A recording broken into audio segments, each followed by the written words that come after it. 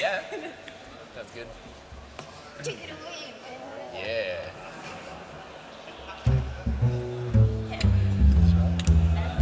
Yeah.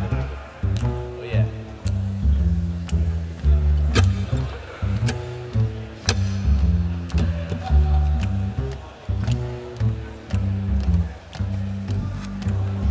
My baby don't care for clothes. My baby don't care for shows. My baby, he just cares for me. My baby don't care for those cars and races, and my baby don't care for those. I don't places. Liz Taylor is not a star. Even when it's turn a smile, it's something that he cannot see. Oh, my baby don't care who knows. Oh, my baby just cares for me.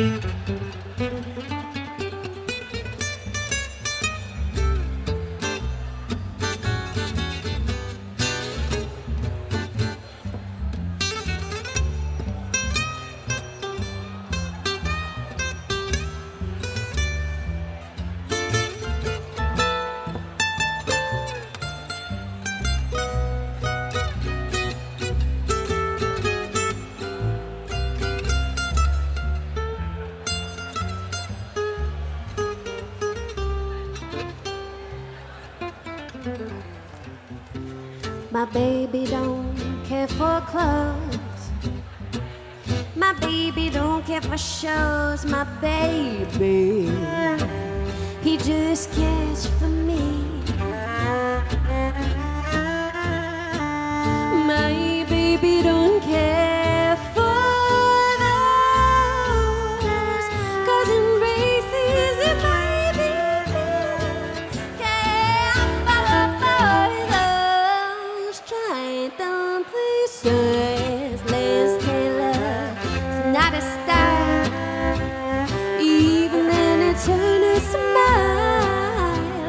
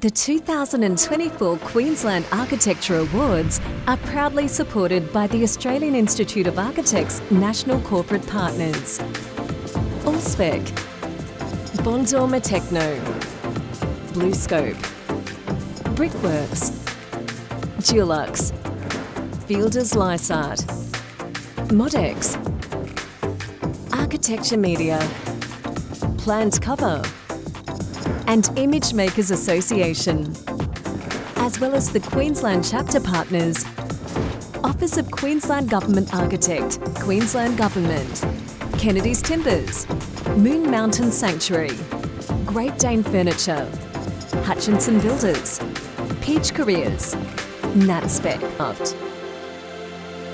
For over 40 years, the Australian Institute of Architects has been a pillar for upholding the evolving excellence of our industry. Like the Institute, the passage of time is a testament to stability, yet is always in motion. With each passing year, our profession moves forward, shaping communities, pushing boundaries, and redefining Australia's architectural landscape. Tonight, we capture this moment in time, celebrating the achievements and impact of our members, teams, and projects. Welcome to the 2024 Queensland Architecture Awards. Aesthetic, ergonomic, flexible, durable, supporting the finest design. The Modex system of modular handrails is guaranteed to be fit for purpose compliant, time after time after time.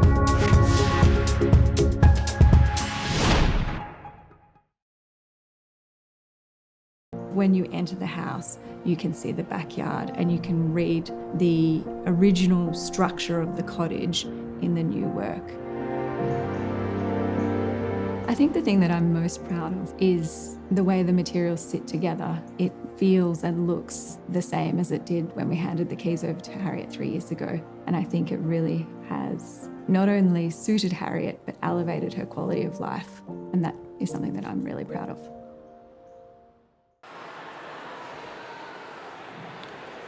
Can we have a round of applause for our sponsors?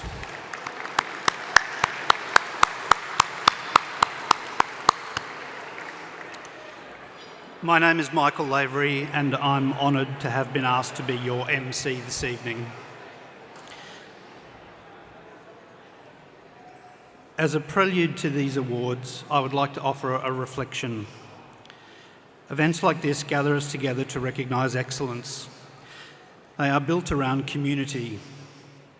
Queensland has a long tradition of being an open, generous community of multiplicity, one that accepts many perspectives and tolerates many histories. It is not a static thing. We build this community every day in the actions we choose, in the people we reach out to, and the effort we make to understand the position of others in both directions.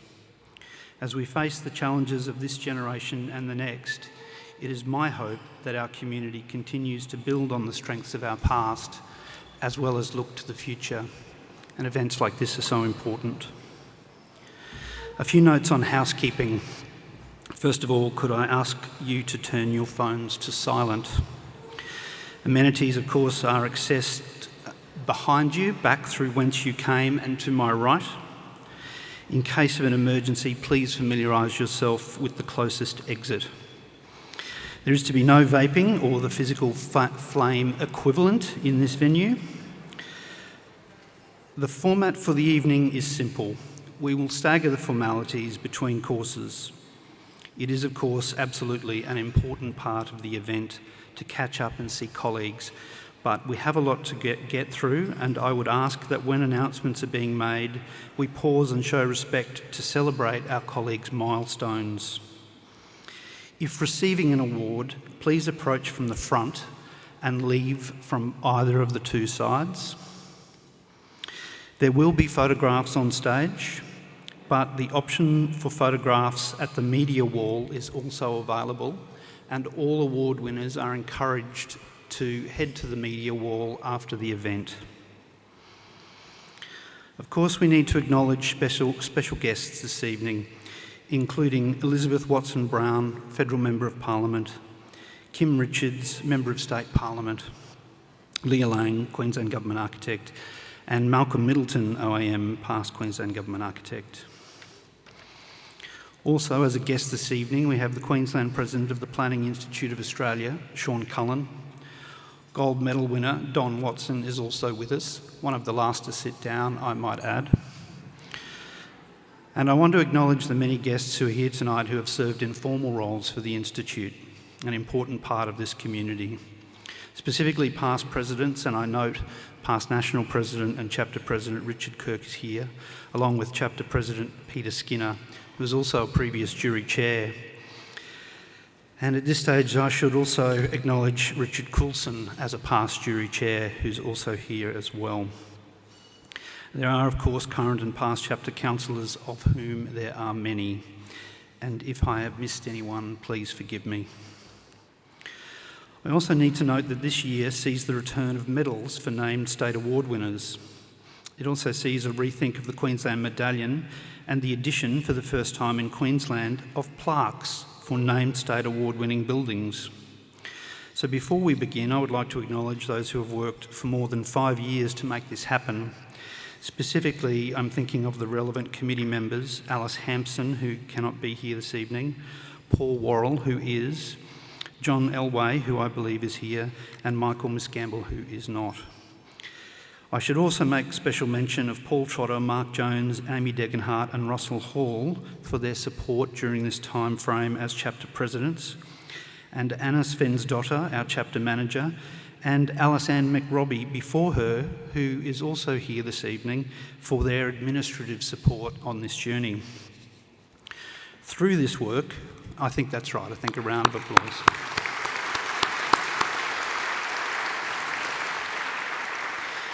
This is an issue very dear to me. We see it in many other states where the plaques, in particular, continue to silently advocate in the public realm for the quality of contemporary architecture back into the public, and they will do so for decades to come. And I'm pleased to say that through the work of these people, we will now start to see that happen in Queensland. So to formally start formalities this evening, I would like to call on Songwoman Marucci to welcome us to country. Marucci Baramba is an Aboriginal elder from Brisbane. Marucci was born on Cherbourg Aboriginal Reserve in southeast Queensland, and she is a songwoman and lawwoman of the Turrbal tribe. Marucci attended the Melbourne Conservatorium of Music in Melbourne and the Victorian College of Arts, where she graduated in dramatic arts. And Marucci has had an extensive involvement in the Aboriginal community over more than 5 decades. Songwoman Marucci, we look forward to being welcomed.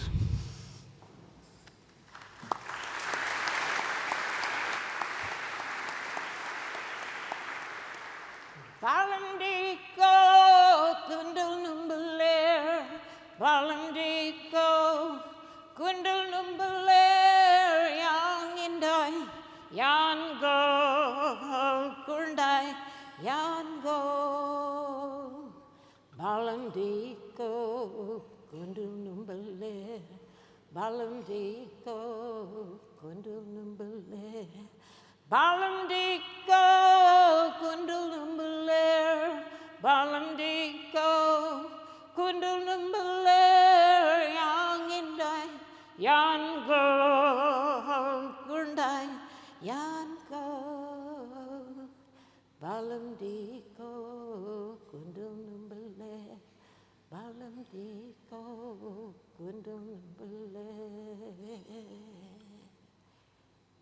Yadani, Australian Nabayugari, Murambaka, Da Kolamaiki, Perandangale, you. Biggie Numba Ikita Millen Murumba Bulkari Yadini Australia Boo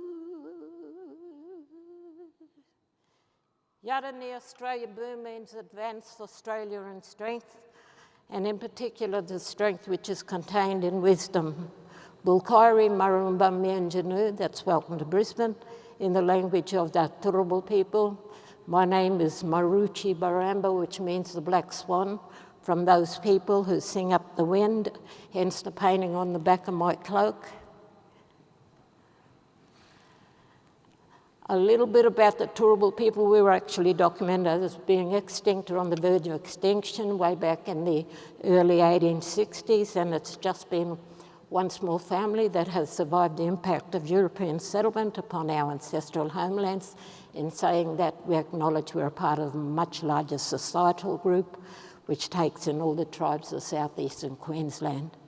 Me, myself, as already may have been mentioned, I'm actually from Cherbourg, which is a big Aboriginal community up near Kingaroy. In historical times, Queensland had laws whereby all persons who were deemed to be Aboriginals, according to that statute, were rounded up and either placed on government reserves or church missions.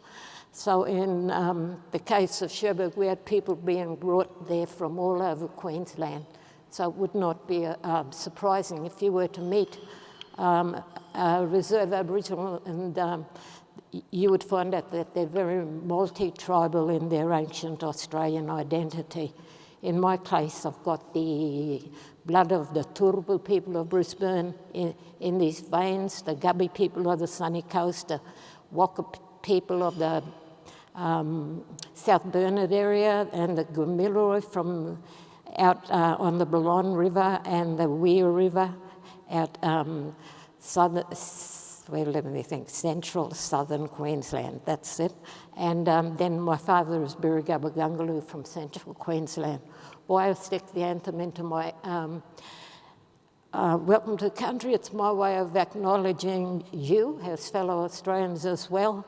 I was actually asked to write the anthem for the Indigenous All-Stars game in the Turrbal language like about 9 years ago, so I put it in there just to acknowledge, and it's also a way of acknowledging my New World Australian identity as distinct from my ancient Australian identity, which was all of those tribes I mentioned.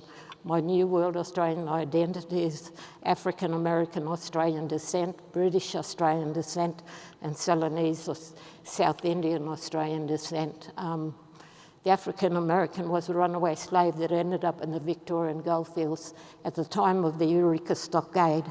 What a lot of people don't know is, along with the famous and revered Peter Laylaw at the Eureka Stockade and the 10 others, there were 2 Afros who were charged along with him. So one of those Afros came from the West Indies, the other was from New York, but my great-grandfather came from St. Louis, and so I got a kind of partialities for the blues, because it's one of the blues, main blues centres, I suppose, in America. Both my grandmothers were British Aboriginal genetics. One in historical documentation is referred to as a quarter-caste Aboriginal. The other's a half-caste Aboriginal. They were taken to reserves because they lived habitual Aboriginal lifestyles. And my Ceylonese South Indian ancestor was a convict who arrived in 1816, served his 7 years in Tasmania, and became a free man, reoffended, the naughty boy, and they sent him up here and he became a Moreton Bay convict. So, he used to also run away from the penal settlement, so a beggar for punishment, he'd get his 250 lashes, but he was adopted into the local tribe. And he also drew some of the original plans under Andrew Petrie for Brisbane City, who was the first surveyor at the time. So I'd like to extend the appreciation of the Turrbal people to the organisers of this event for asking us to be here in this capacity tonight. I would also like to congratulate all the awardees and also their supportive families that, in advance. So when we do Welcome to Country, that is done as a blessing of the gathering song. I would like to wish you all the very best. So I shall do the blessing now.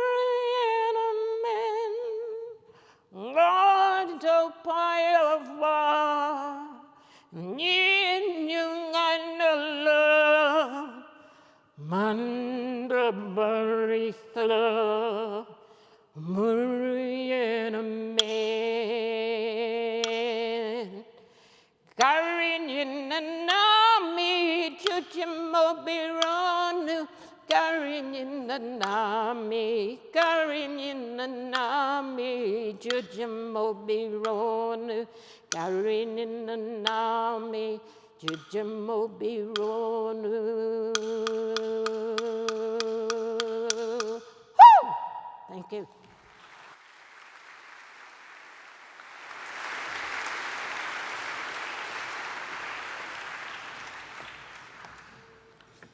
Thank you, Songwoman Marucci. The Royal Australian Institute of Architects recognises the unceded sovereign lands and rights of Aboriginal and Torres Strait Islander peoples as the first peoples of these lands and waters. This recognition generates acknowledgement and respect for Aboriginal and Torres Strait Islander countries, cultures and communities and their ways of being, knowing and doing. Caring for country practices, including architecture and place shaping, have existed on this continent since time immemorial. The Institute recognises a professional commitment to engage and act meaningfully through reciprocal partnership and relationships with Aboriginal and Torres Strait Islander peoples. Together we will support and develop the emergence of new possibilities for our shared future.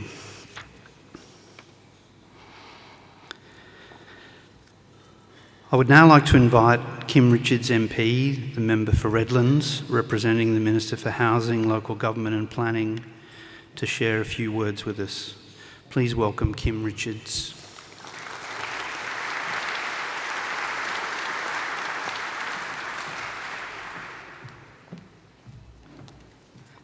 Thank you. What a beautiful welcome to country that we have just had from Marucci. Her strength and her wisdom, as she says, is something that we can all share and celebrate in here tonight. So can I too acknowledge the traditional owners of the land on which we meet and pay my respects to elders both past, present and emerging. We are very fortunate in this country to have two of the world's oldest continuing living cultures in Aboriginal and Torres Strait Islanders, whose lands, winds and waters we all now share, and who you as architects shape the way we go forward. Can I also acknowledge the current and former state government architects Leah Lang and Malcolm Middleton? Can I acknowledge good friend Russell Hall, Queensland Chapter President, and all past presidents in the room? Can I also acknowledge the state jury that have, as they do year on year, had a huge job travelling the length and breadth of this state to interrogate what is best design here in Queensland. So a shout out to Sandy Cavill and to Belinda Allwood for their work as Deputy Co-Chairs in taking on this huge task. And a big shout out to Richard Colson, my very good friend. I was just telling him when Minister Scanlon asked if I would represent her tonight, I actually had to have an argument with my staff in my office. I had three of them there, like going, you've got the Coochie Coast Care AGM, Kim, you must be at that. And I'm like going, no, I'm definitely going to the Architecture Awards. And this went on for about 30 minutes. I'm pleased to say I had the very good fortune of winning that argument with my staff earlier in the week. So it is always my delight to be able to attend the awards and to look at the great projects that are happening across the state. And as always, any good minister's office will provide you with a very good and long speech. Guess what? I'm not going to share that with you here tonight, other than to say congratulations to all of the entrants across the state. There are some absolutely amazing designs that are here to be celebrated tonight, and that's what it's all about. So all I can say is that our government is extraordinarily committed to working with you as architects. Design matters. And design is what will help shape what is a rapidly expanding Queensland. So I look forward to always having the privilege and opportunity of seeing the great work that you do across the length and breadth of the state. And I just thought, I look back 20 years because I was just thinking, when I was at Cox in 2004, awards were always a big part of that. And back in 2004, 20 years ago, we had the Cairns Esplanade. That was a project that received a commendation that year, and you only need to look at projects like that across the state that have such a huge lasting legacy and contribution. We've got the Olympics coming up, we've got a growing state, you guys have got your work cut out for you, and I look forward to seeing what you do as we go forward. So thank you for having me here tonight.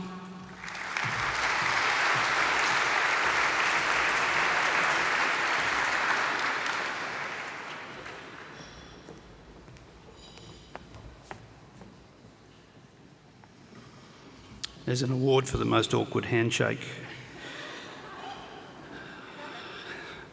I'd now like to invite the Chapter President, Russell Hall, to the stage to share a few words with us. Russell.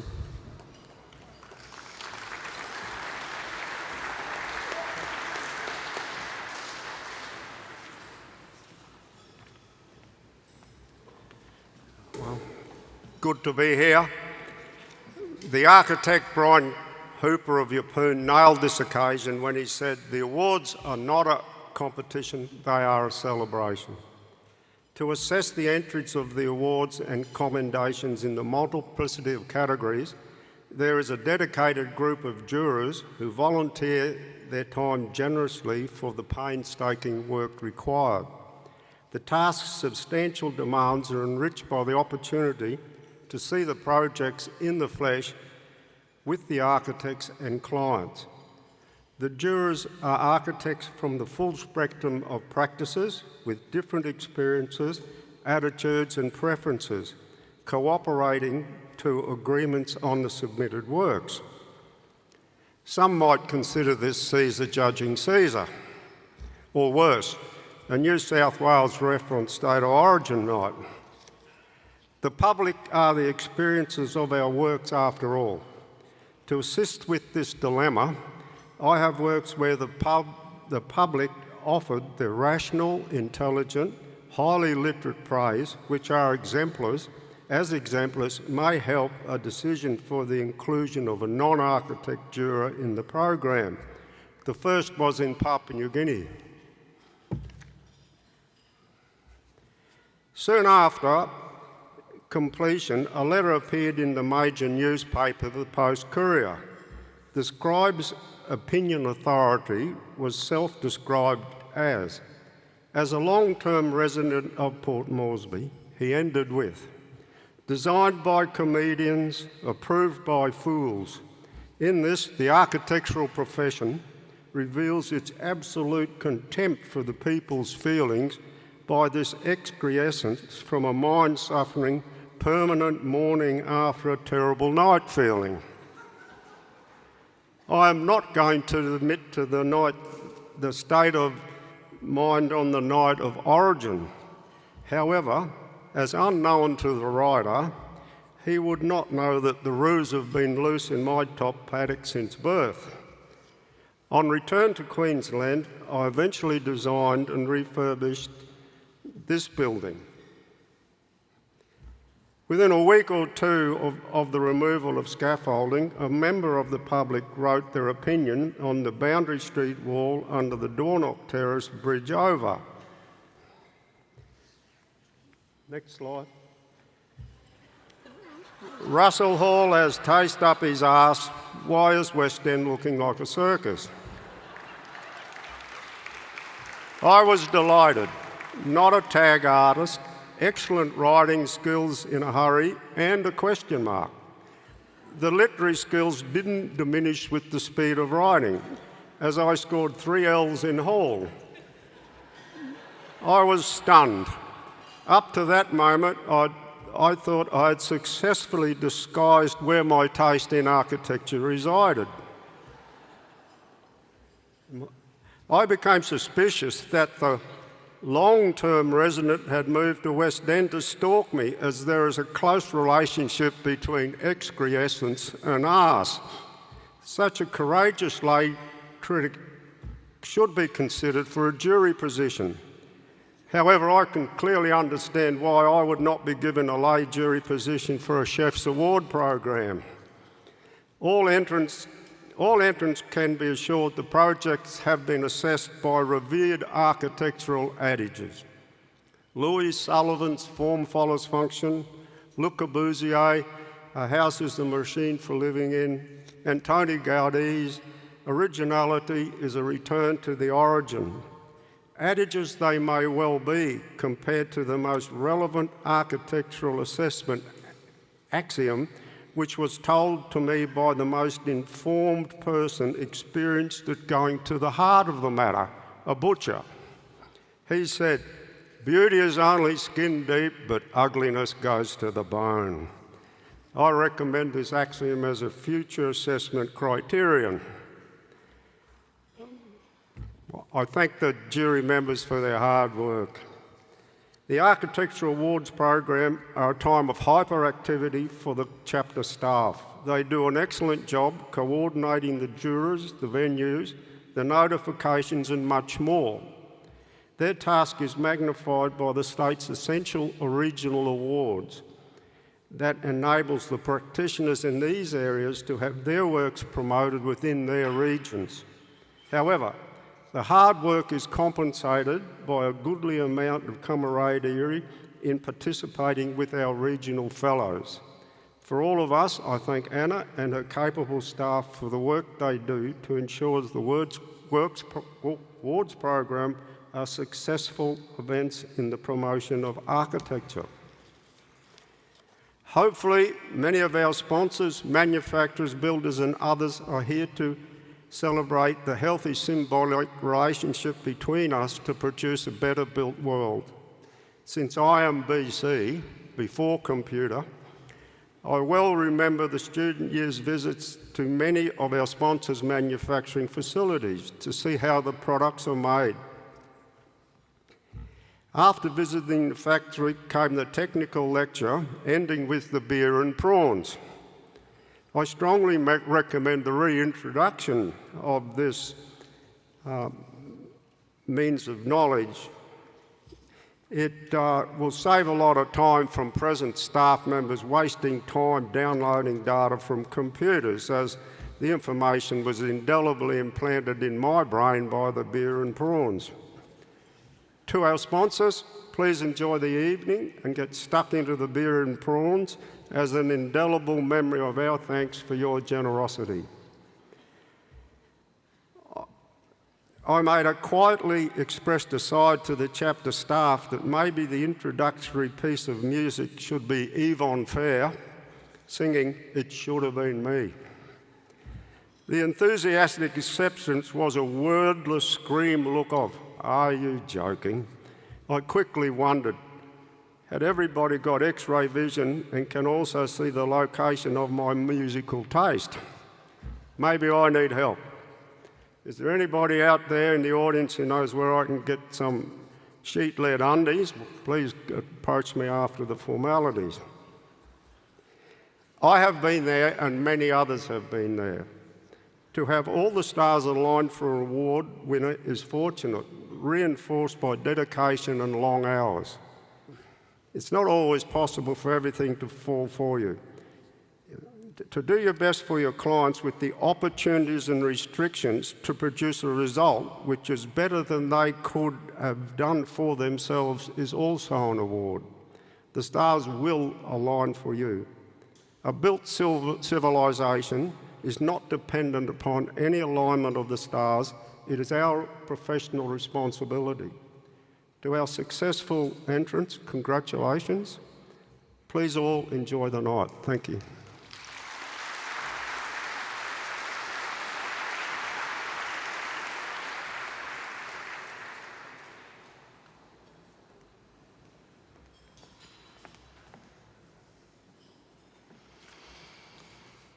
Any event that quotes Brian Hooper as teetering on the edge, so we should move on. At this point in the evening, I would like to invite Sandy Cavell, one of our co-chairs for this year, to say a few words. And while Sandy's coming up, I also want to acknowledge the state jury, specifically our co-chairs, Belinda Allwood and Sandy Cavell, and our state jurors, Alison Stout and Jonathan Goh. I hope I'm not stealing any thunder, Sandy. This is one of the most challenging and rewarding roles a member can embark on, and Russell has already alluded to it. It is a role that runs from between 9 months to 2 years, and when done well, it requires commitment, determination, composure, acute judgment, a generosity of spirit, perhaps the most important of all. It requires impartiality and understanding of the definable issues of the profession, an astute sense for the qualities of ideas made real, and great spatial experience.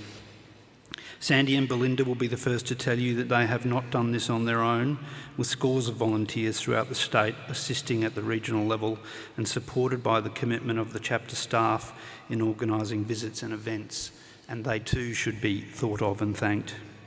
Would you please join me in thanking all of those involved in the awards program this year, and in particular our jury chairs Belinda Allwood and Sandy Cavell, and welcome Sandy to the stage.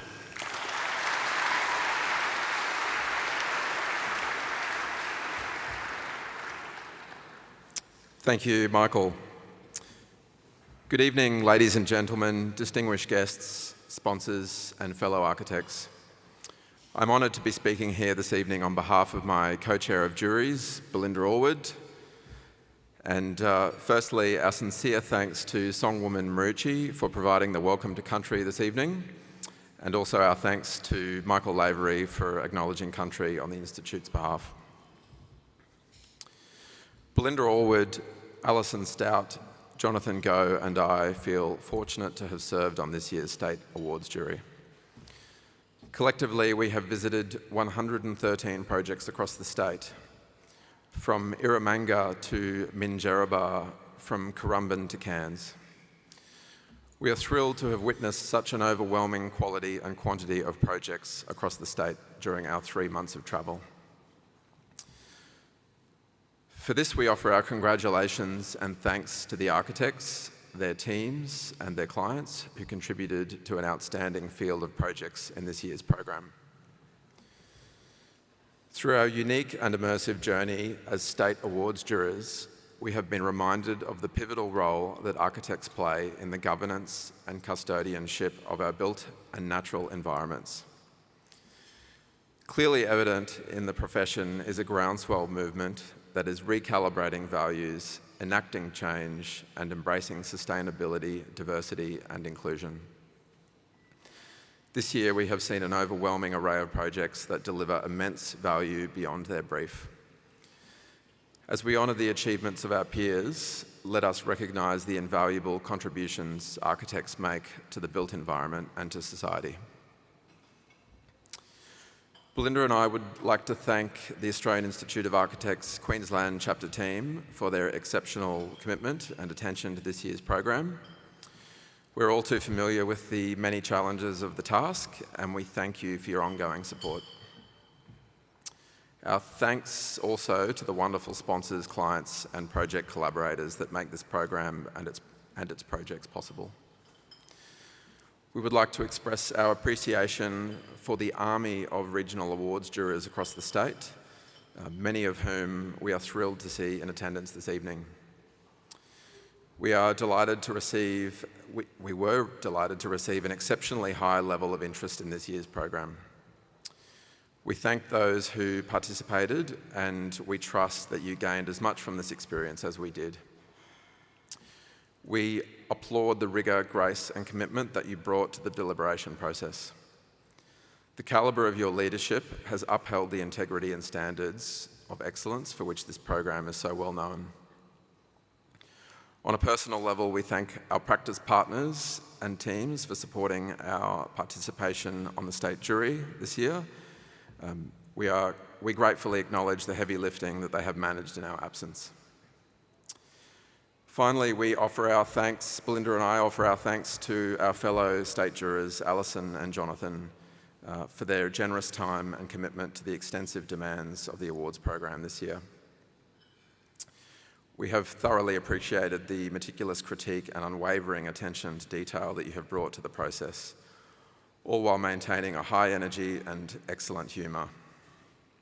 We feel very honoured and privileged to have had you both by our side. That's it from me. I'm conscious that we have a lot to get through this evening. Thank you for your time. We hope you have a wonderful evening and we look forward to celebrating with you all. Thank you.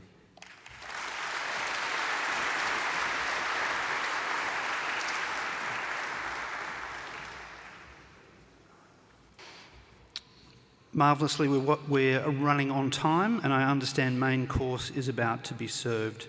Please enjoy this, and we will be back with you shortly.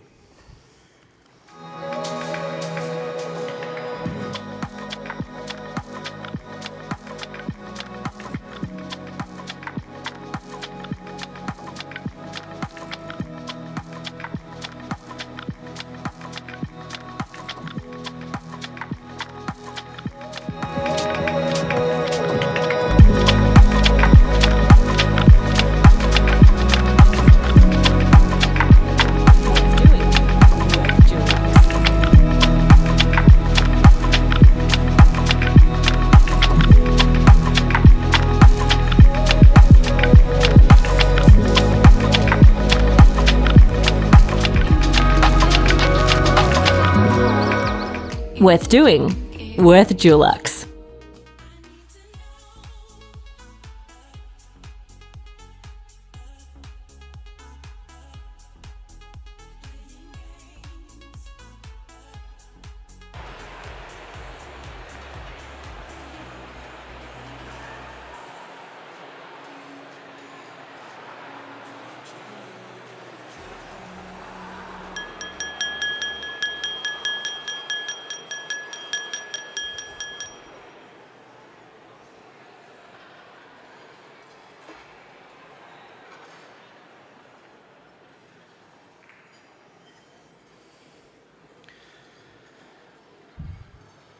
While you're making your way to your seats, could I ask the chapter president to come and join me on stage? Our first prize this evening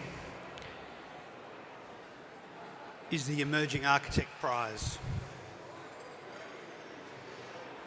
The winners of the 2024 Emerging Architect Prize are Leah Gallagher and Marjorie Dixon, Kin Architects.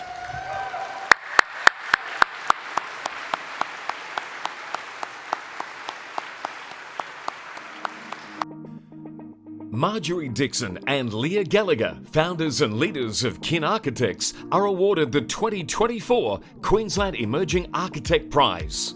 The duo are recognised for their contribution to practice, the architectural community, and leadership in the profession. Since establishing Kin in 2017, Marjorie and Leah have been committed to creating a supportive, flexible and sustainable practice culture, ensuring Kin members are enjoying their work while creating award-winning projects. The pair embody leadership by example, supporting and encouraging their team to take part in tutoring roles and the local architecture community, as they themselves have done for over 10 years. Both as individuals and a team, Marjorie and Leah's contribution to the profession has been immense, with an emphasis on giving back to the profession and the future generations of architects.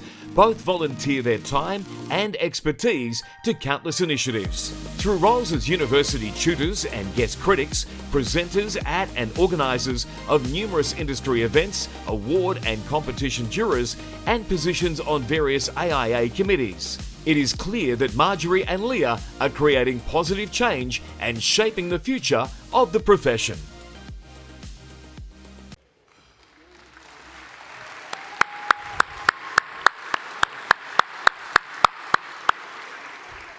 Glenn, if we could get another photograph, that would be wonderful.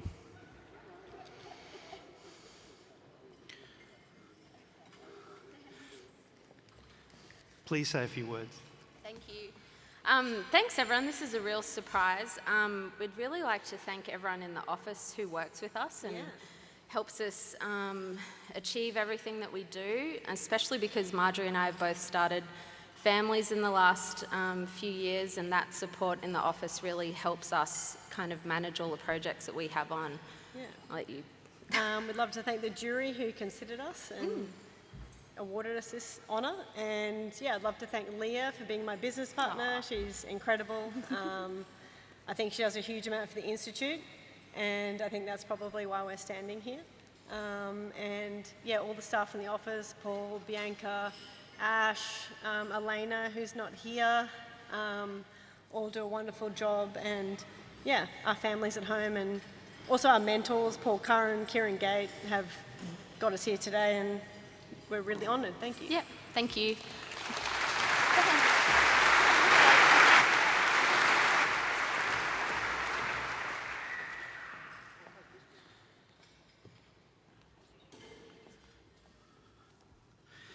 Thank you, Marjorie and Leah. Next is the Royal Australian Institute of Architects Art and Architecture Prize. I'd like to invite the representative of our awards partner, Moon Mountain Sanctuary, to join us, and I think we might have to do this at the bottom of the stairs, if I'm not mistaken.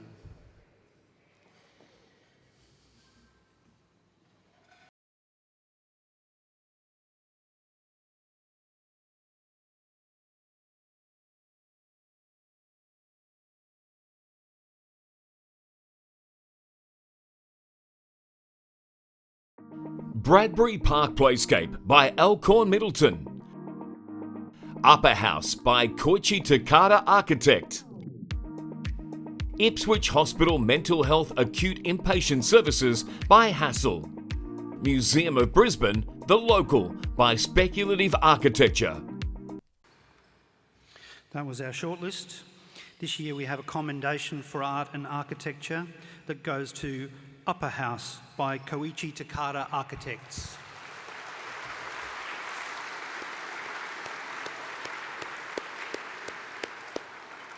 Very good.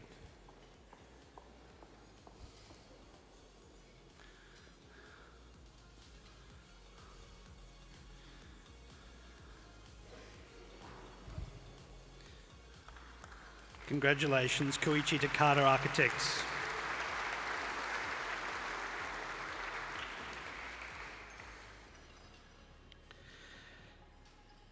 And the Art and Architecture, stay there, Russell. The Art and Architecture Prize goes to the Museum of Brisbane, The Local by Speculative Architecture. Speculative Architecture collaborated with artist-in-residence Taloy Havini to reframe how audiences see themselves within the Museum of Brisbane. Together they've created an immersive experience that breaks away from the traditional gallery space, opting for a spatial experience that evokes familiarity.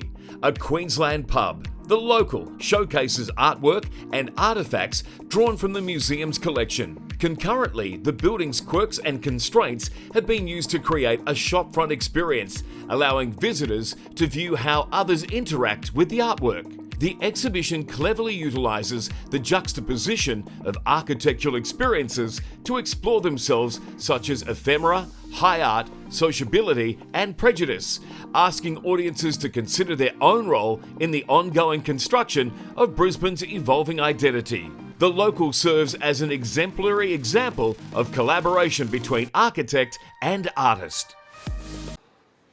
Congratulations, Speculative Architecture.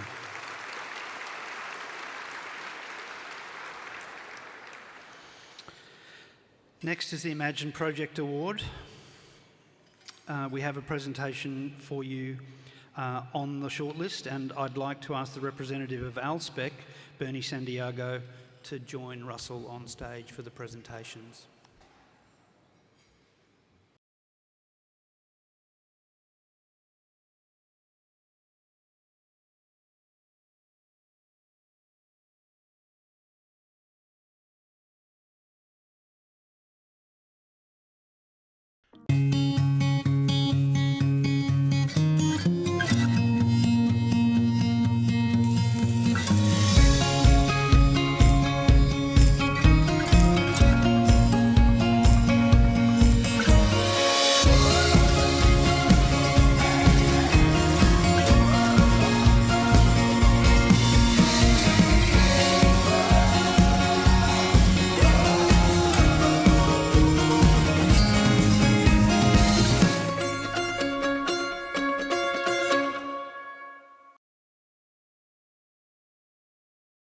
Redlands Satellite Hospital by Fulton Trotter with architectus Conrad Gargett.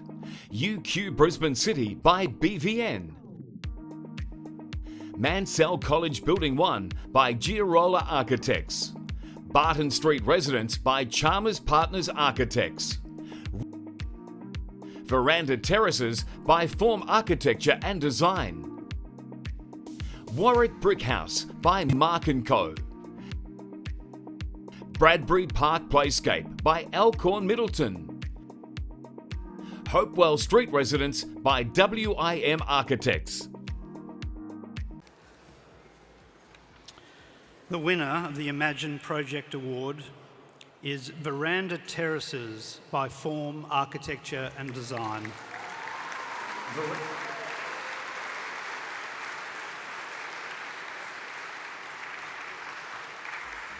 Veranda terraces represent a successful reinterpretation of Queensland's traditional veranda typology, resulting in living spaces that celebrate our subtropical climate and lifestyle. The project successfully minimises the impact on the existing workers' cottage, while creating new opportunities for engagement with the surrounding context. Its relatively modest scale notably advocates for more sustainable and neighbourly approaches in residential architecture. Alice Langholt's collaboration with her Form colleagues shines through in this project. Her ability to engage meaningfully with the client is evident in the final outcome. Additionally, it is evident that her research and investigative rigour have resulted in a refined understanding of timber and metal craftsmanship that has contributed to the integrity of veranda terraces. Next is our Social Impact Prize. I'd like to ask Belinda Allwood to the stage to introduce this prize to you.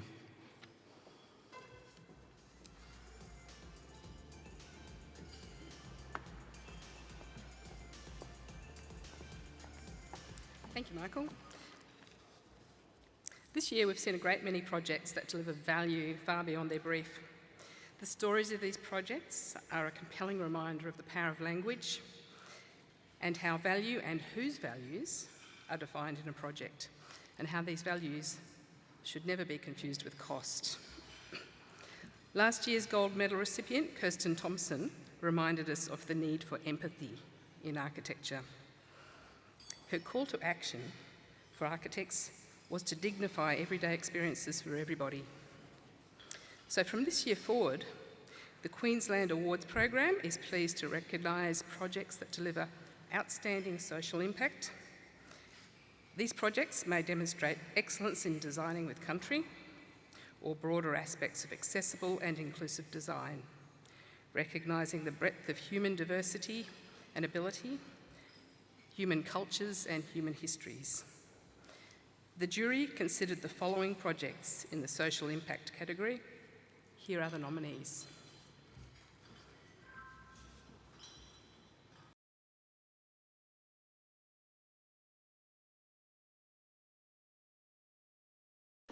Bradbury Park Playscape, Alcorn Middleton. Caboolture Social Housing by Push Architecture. Mari Mari Bar, Affordable Housing and Bushland Communal Hub by Dikey Richards. Penn State High School Multi-Purpose Hall, Bowerby, TPG Architects. The Warehouses by JAR Office. Munding Borough Housing by Counterpoint Architecture. Ipswich Hospital Mental Health Acute Inpatient Services by Hassel. Good Samaritan College, Holding Place by Speculative Architecture and Brammer Architects, Architects in Association. The joint winners of the Social Impact Prize for 2024 are Murray Murray Bar, Affordable Housing, and Murray Murray Bar, Bushland Communal Hub by Dikey Richards. Come on up. The Murray Murray Bar Affordable Housing and Bushland Communal Hub is an essential addition to the redevelopment of the former Joyce Wilding Hostel. Since the 1970s, the site has served as a refuge for vulnerable First Nations women and children. The new development directly confronts the societal challenges related to domestic violence and at-risk women and children by establishing a safe, accessible and culturally appropriate campus. This project makes a significant contribution to supporting cultural sustainability and exemplifies the positive impact architecture can have on our communities, addressing critical social issues with care and purpose.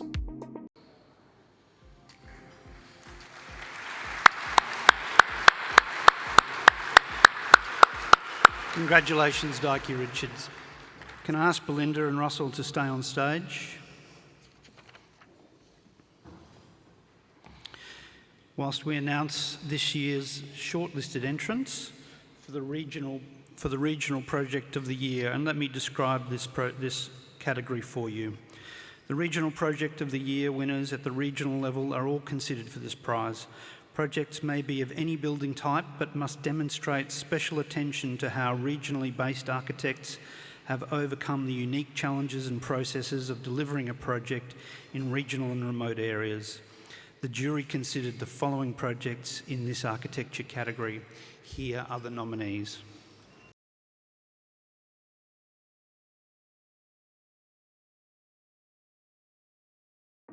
Good Samaritan College, Holding Place by Speculative Architecture and Brammer Architects, Architects in Association. Cocoa Brew Express Coffee Drive-Thru by Design and Architecture. Mundingborough Housing by Counterpoint Architecture. Tallowood Cabin by Fuchs Architects. Corimbia by Tim Ditchfield Architects. Cairns State High School Multi-Purpose Hall, Bawa by TPG Architects.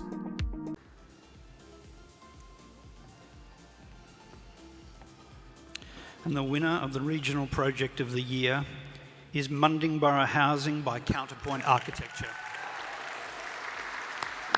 The Mundingborough Housing Complex, recognised as the regional project of the year, has significantly transformed perceptions of social housing. As an exemplar social housing project, it stands out in regional Queensland. The seamless integration of this development into the surrounding community fabric is a remarkable achievement given the context, and is one that few projects of this kind ever achieve. These well-planned and modest units serve as a positive example for all future social housing endeavours, fostering healthy living environments.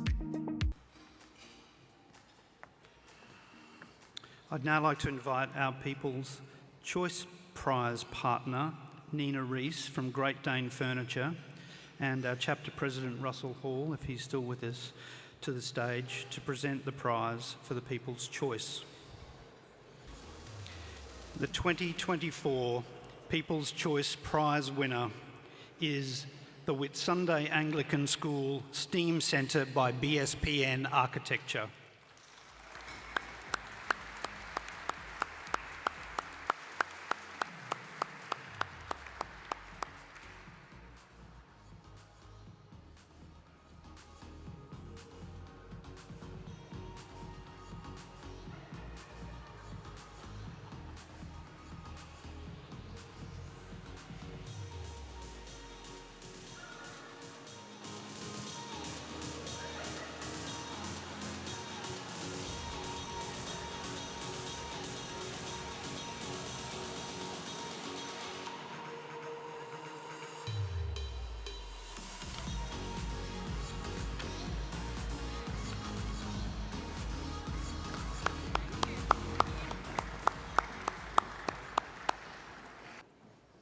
Nina's going to announce the Lucky Door Prize. Thank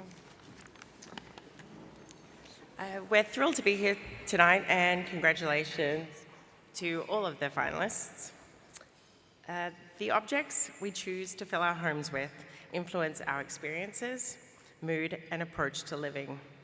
We believe that quality design informs quality of life, and the care, craft, and ethos behind each of our curated pieces means they remain appreciated for future generations. Established in 2002, Great Dane Furniture proudly stands as Australia's foremost destination for bespoke Scandinavian design. With an enduring dedication to artisanal craftsmanship, coupled with strong relationships with our makers and partners, Great Dane is a brand with an uncompromising emphasis on excellence. Proudly partnering with the AIA to present tonight's door prize, the DC09 is a chair that inspires us to slow down, to sit, to touch, and to observe the true dedication to craftsmanship and comfort. Designed in 2014 by internationally acclaimed architect duo Inoda and Svej, and manufactured by the Miyazaki Chair Factory, the DC09 effortlessly combines the timeless appeal of Scandinavian design with innovative Japanese craftsmanship. It was designed to be a chair that you could not make without contemporary tools, such as CNC machines, but neither without the knowledge of traditional carpentry. We're very proud to partner with the AIA and to work with architects and their clients here in Queensland to provide considered furniture for spaces which have been so thoughtfully designed. And now's the exciting part, where we would love to invite you all to please reach under your seats, where one lucky guest will find a Great Dane token, meaning you are the winner of the DC09. So everyone have a good rummage around. Yay, we have a winner, come on up.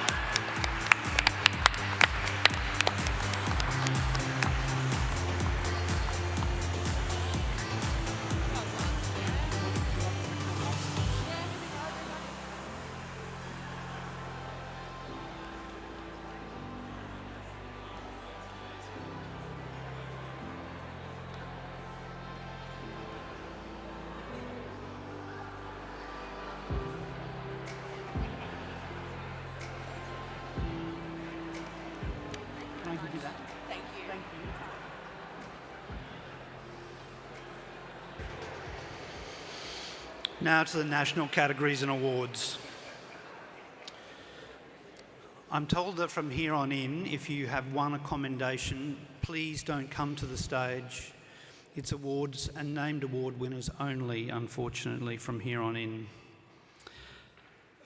Could I invite Cherie Taylor to the stage to assist with the next presentation, please? Known as a fearless leader to her friends and colleagues, we'd like her to join us. Sponsored by BlueScope Steel, our next award is the Colorbond Award for Steel Architecture. And we have a presentation for you on the shortlisted projects.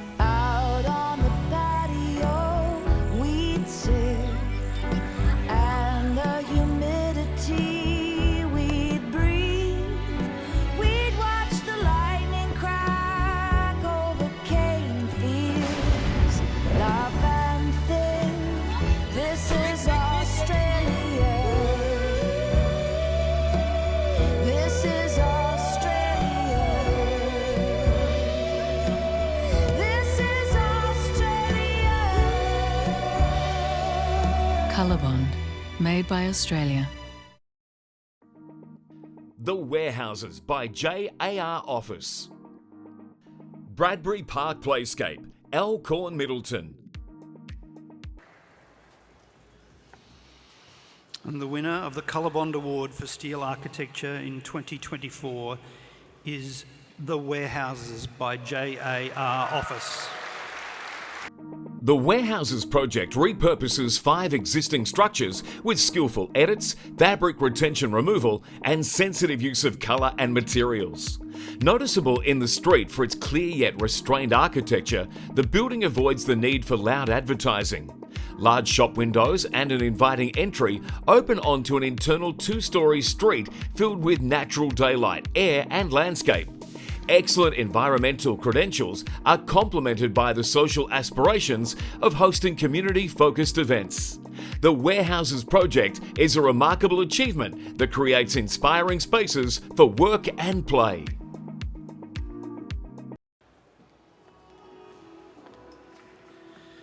The work speaks for itself, evidently.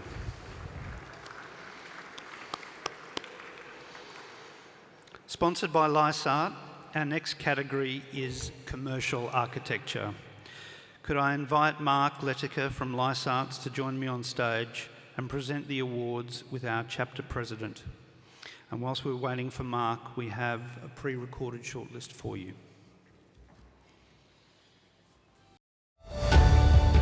In the quest to design enduring yet functional buildings and spaces, navigating your material choices can be daunting.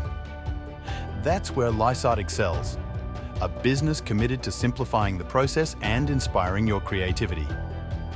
Our expertise can streamline your path from concept to completion, ensuring your designs stand the test of time. Let us be your partner in building better. 11 Logan Road by Kirk. The Belvedere by KP Architects. The Greenhouse by Blight Raider Architecture. The Warehouses by J.A.R. Office. Cunnamulla Hot Springs by Cox Architecture. Maryborough Forge and Advanced Manufacturing Facility by Kirk. Cocoa Brew Express Coffee Drive-Thru by Design and Architecture. And remembering commendations, please stay where you are. The staff will find you. Congratulations to all shortlisted entrants in the commercial category. This year we have a commendation, an award and the named award. And a commendation goes to 11 Logan Road by Kirk.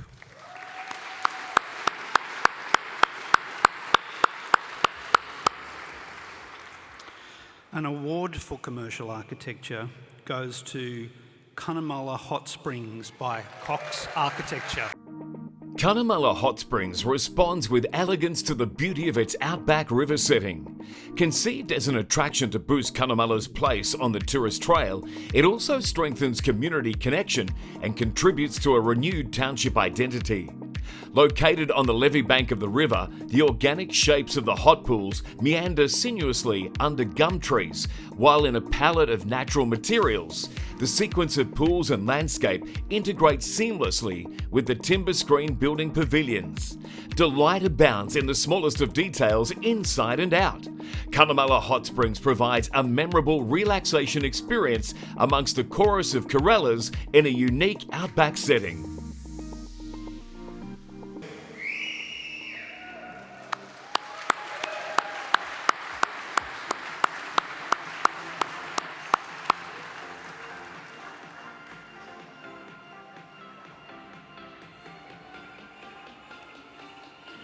Congratulations, Cox Architecture.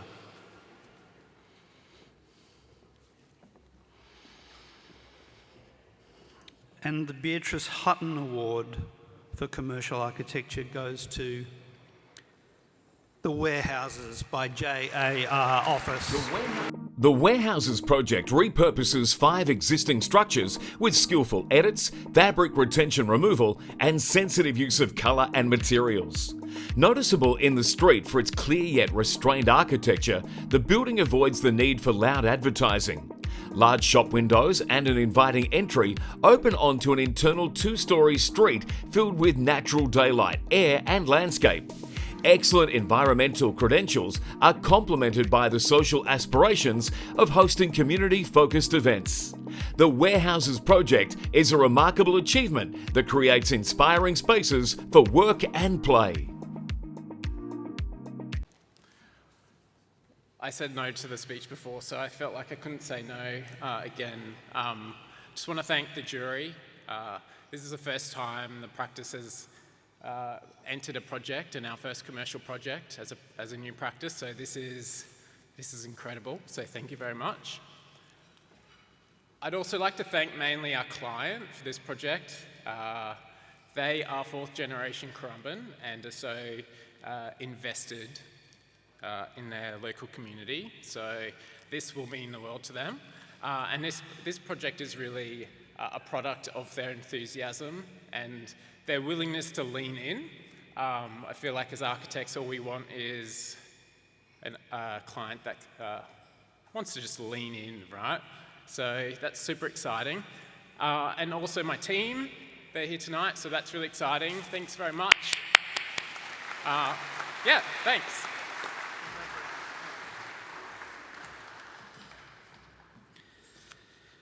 So good to hear clients being congratulated as well.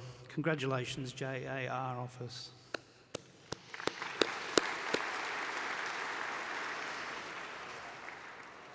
Our next category is educational architecture and is sponsored by Peach Careers. And could I ask Liam Mills-Bishop to join our President, Russell Hall, on stage to present the award. Educational architecture is important because it stimulates education, social learning and engagement. The jury considered the following projects in this category.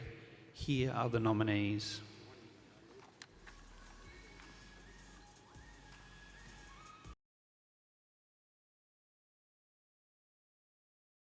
All Hallows School, the Potter Building Adaptive Reuse Project, Fulton Trotter Architects.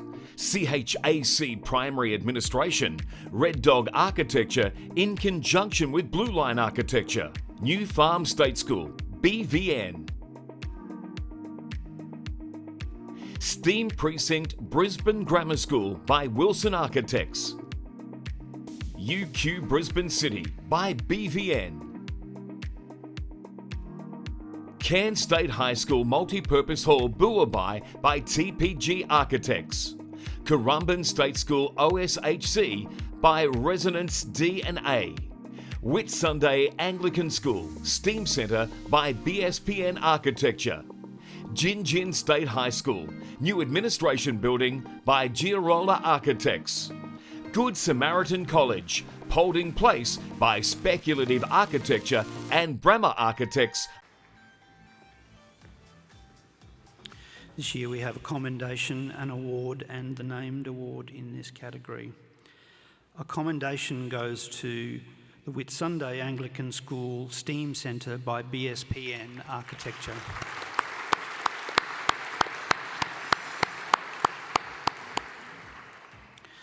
An award for educational architecture goes to UQ Brisbane City by BVN.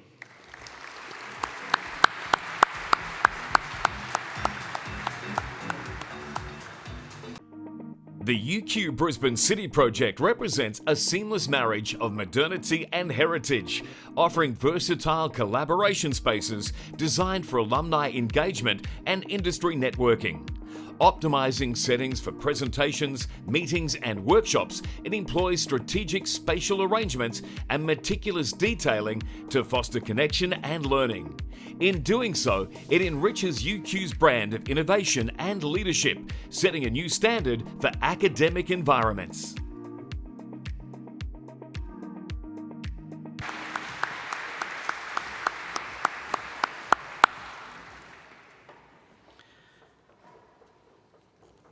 And the Jennifer Taylor Award for Educational Architecture goes to Steam Precinct Brisbane Grammar School by Wilson Architects. The STEAM Precinct is a compelling example of modern teaching and learning environment. Taking a holistic approach to the multidisciplinary learning requirements, the architect skill has generated evocative, adaptable, acoustically mastered, sunlight-filled and dynamic learning spaces. Deliberately considered proximal and distal relationship optimizes learning and risk-taking while simultaneously addressing the territorial behavior of teenage boys, screening heat gain, and resolving complex levels and vehicular access. Respectfully integrating the calming landscape, the architects venerate the school's heritage fabric, visually embracing the 150-year continuum of Brisbane Grammar's built environment.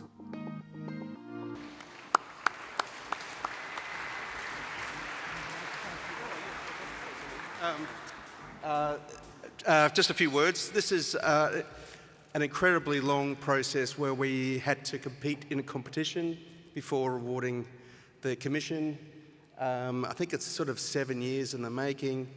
I must thank the Brisbane Grammar School for understanding the vision of what it could be, and the fact that they continue in the research of this building as well, which we're, as a practice, really fortunate to participate in. So in terms of post-occupancy evaluation, we're excited in the data that can be revealed in this building. Must thank our team that's actually very long-standing, and we've lost a few in the process. This is a COVID project where it was the most difficult thing to document under duress, and I couldn't be happier with this award, so thank you very much.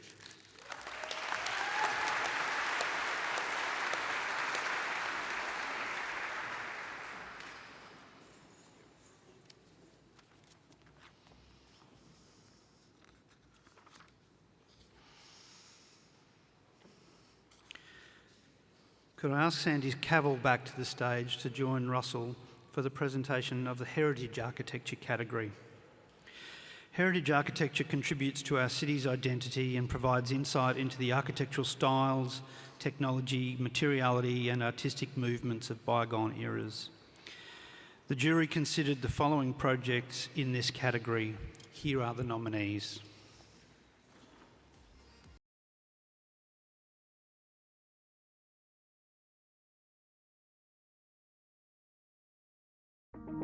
Catherine's House by architectus Conrad Gargett. UQ Brisbane City by BVN with architectus Conrad Gargett. There is a commendation and a named award in this category. Hold your breath. A commendation goes to Catherine's House architectus Conrad Gargett.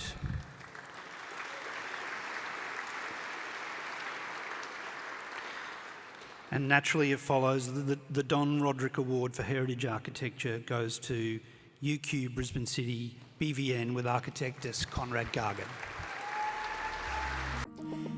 At UQ Brisbane City, the architects have undertaken innovative detailing, diligence in research and significant conservation to ensure the former National Bank is enlivened through its adaptive reuse and not relegated to a museological exercise.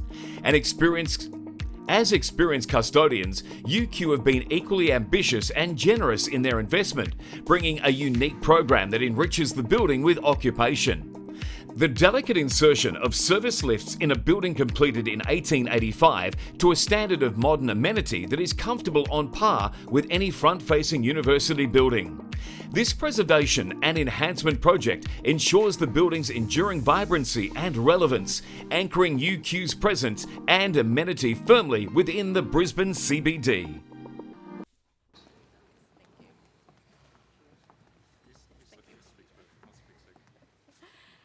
Thank you so much. It's a real honour to be here and accept this on behalf of a big team of people, many who are here tonight. So yeah, it was a once-in-a-lifetime project for us and we're really excited, so thank you. We'd like to thank UQ for trusting us with their vision, our collaborators and contractors for their unwavering dedication and commitment throughout, and the jury for the recognition. Thank you.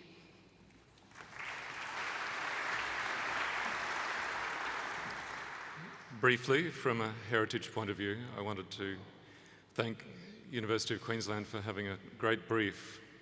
Because the brief was a good fit with the building, State Heritage supported the proposal, and that made a big difference to architectus Conrad Gargat's getting heritage approvals in a timely fashion. But BVN, I think, are the stars. They understood the heritage constraints. They used the rich history of the building as inspiration to do some really bold new work. And the conversation that happened between the new work and this 19th century building, which was considered the grandest building in Queensland at the time when it was built, is a wonderful success. It shines, and it's been a wonderful result. So I wanted to thank everybody, the teams, and thank you.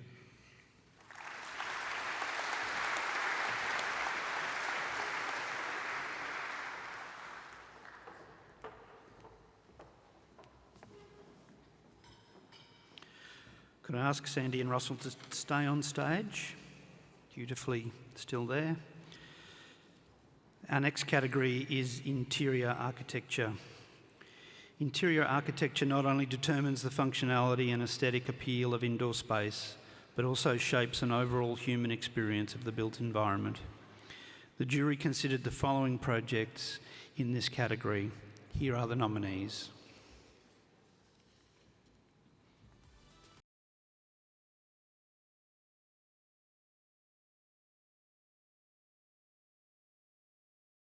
"11 Logan Road" by Kirk. Aiden's Place by Blight Rayner Architecture. Australian Retirement Trust Workplace by Cox Architecture. Hassel Studio Brisbane by Hassel. Law Society House by BVN. Steam Precinct Brisbane Grammar School by Wilson Architects. UQ Brisbane City by BVN. Benevolent Living Interiors by Dykey Richards. Ipswich Hospital Mental Health Acute Inpatient Services by Hassel. This year we have 2 commendations, an award and the named award for interior architecture. A commendation in interior architecture goes to UQ Brisbane City, BVN.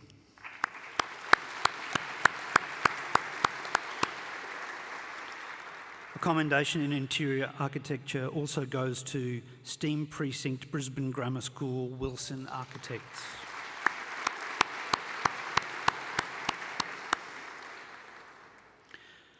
An award for interior architecture goes to Australian Retirement Trust Workplace, Cox Architecture.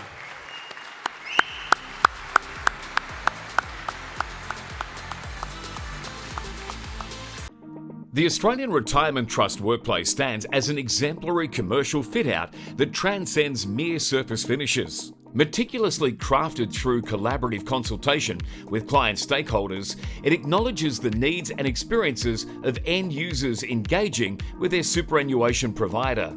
The public level boasts a notable spatial arrangement that accommodates diverse scenarios, from celebratory gatherings to moments of calm de-escalation, while thoughtfully designed well-being and staff support areas further demonstrate empathy toward all user groups. Simultaneously reinforcing the Brisbane City Council's commitment to buildings that harmonise with their surroundings, this design humbly acknowledges the land upon which it was created, offering a poignant reminder that our wealth is intrinsically tied to the Australian landscape.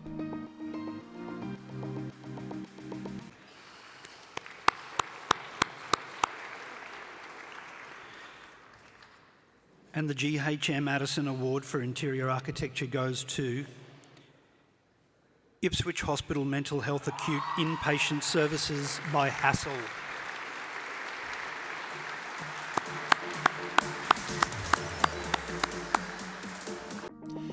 The Ipswich Hospital's Acute Mental Health Inpatient Service raises the benchmark for health facilities, upholding a new model of mental health care through its holistic design.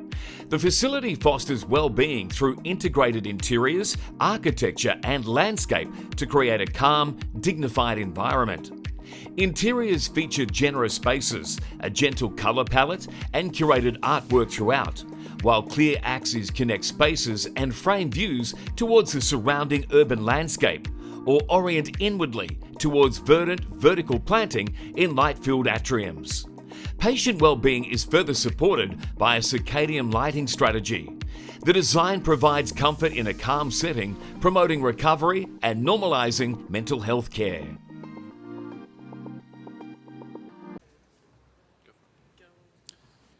Thank you to the jury. Terrific that a building of this nature, a mental health unit, can be recognised in a category like this. I'd like to really thank the team. It's been an amazing journey. Our client, all of our community of stakeholders.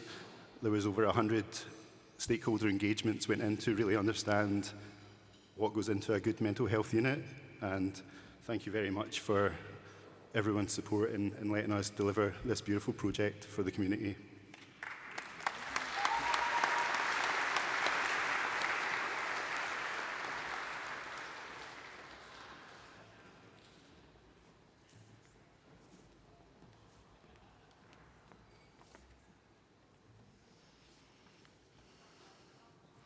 Could I invite Leah Lang, the Queensland Government Architect, to the stage to present this year's Urban Design Award. Our shortlisted entrants are as per the following presentation.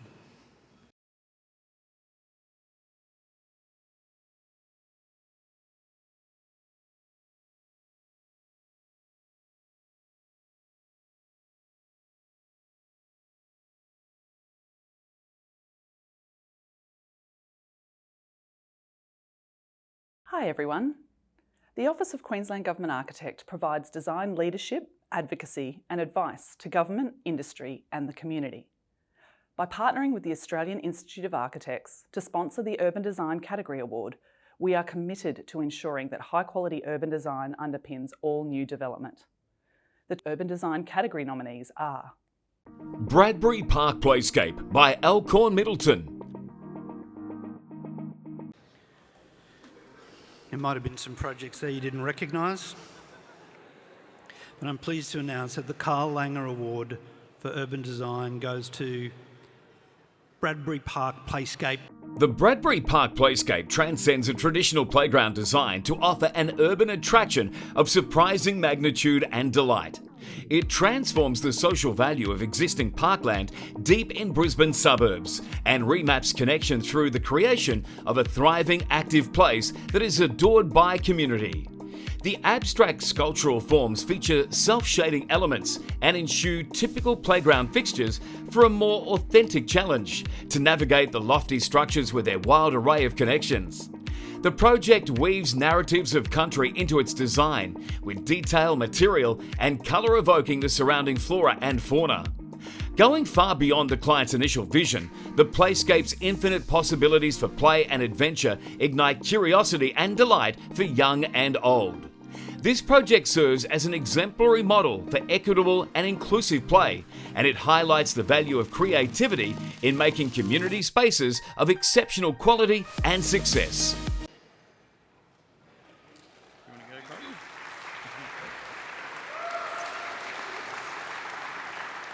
Yeah, so thank you so much.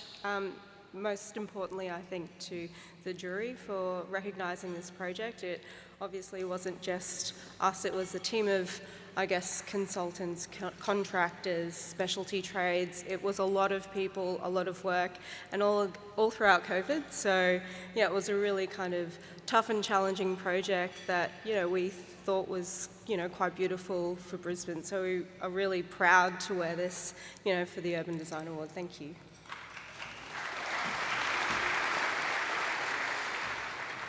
And I'd like to just thank the client, Brisbane City Council, for, I guess, giving a little practice like us an opportunity like this. And also a big thank you to Epica Construction, who's here with us tonight. They let us run with this project, and I'm sure you can kind of see that a little. But we had a lot of fun with it, and it was just an absolute pleasure working with those guys, and also Luke and Giselle, who helped out on the project too. Thank you.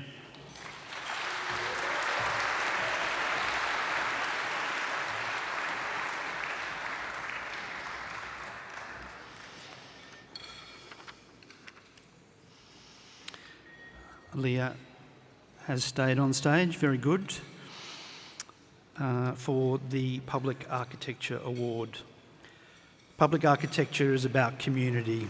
It recognises and embodies our cultural values to create inclusive places where people can thrive. The jury considered the following projects in the public architecture category. Here are our nominees.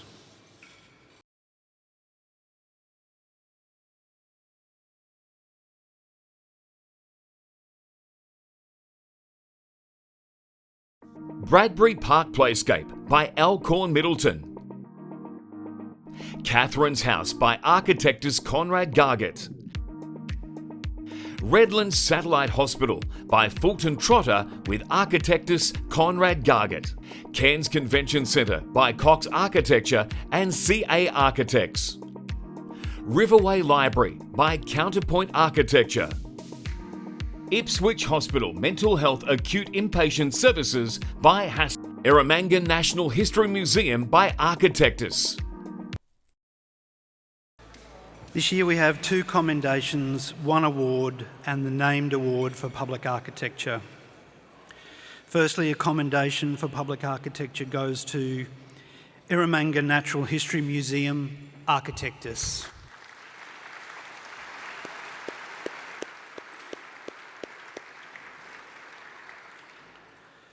A commendation for public architecture also goes to Redlands Satellite Hospital, Fulton Trotter Architects with architectist Conrad Gargett.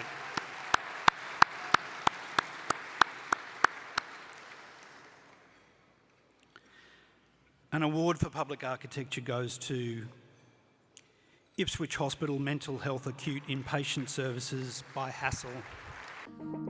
The Ipswich Hospital's Acute Mental Health Inpatient Service provides the benchmark for health facilities, upholding a new model of mental health care through its holistic design. The facility fosters well-being by integrating the native landscape and the architecture to create a calm and dignified environment. Inclusive co-design cultivates a sound strategy for culturally safe spaces that support well-being through deep connection with the natural environment. Generous spaces orient inwardly towards views of verdant vertical planting in light-filled atriums, while patient well-being is further supported by a circadian lighting strategy. The building blends comfortably into the community with its familiar material palette of brown brick and bronze anodized aluminium, offering privacy and comfort while promoting recovery and normalizing mental health care. Congratulations, Hassel.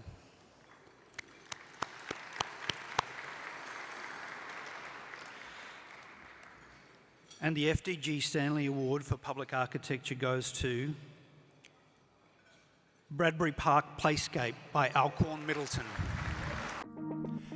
The Bradbury Park Playscape is a groundbreaking project that transcends traditional playground norms, offering an original and abstract structure that inspires the imagination.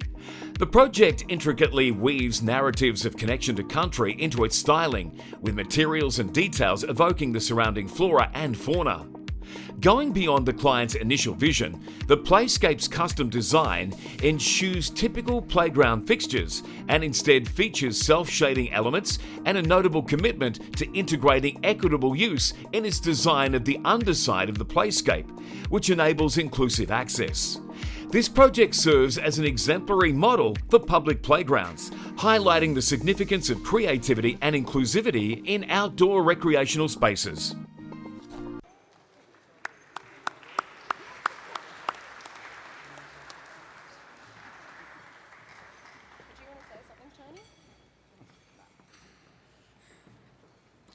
Well, we're up here again. I think we've run out of words, but I guess when we were designing this, it was very much for the people. It was our first sort of public project, so we knew that it was a really big opportunity for us to do something exciting.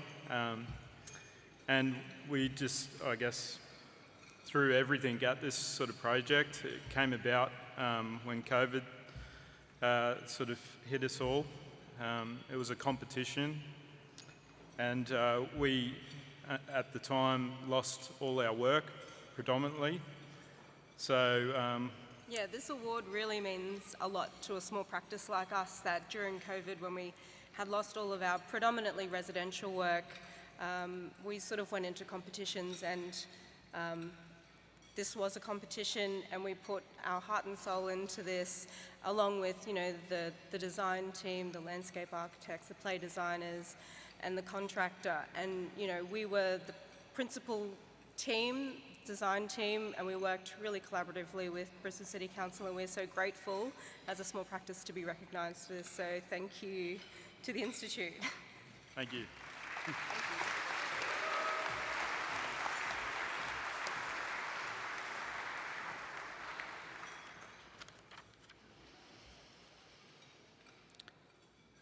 Could I ask State Juror Alison Stout to the stage to assist in the presentation of the Small Project Architecture Award.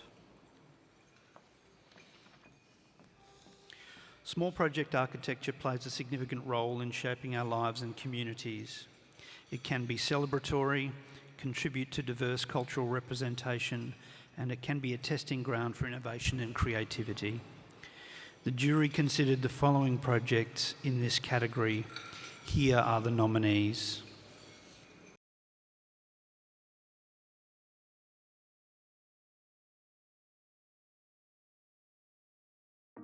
Murray Bar, Bushland Communal Hub by Dikey Richards. Shed for Propagation by Mark & Co.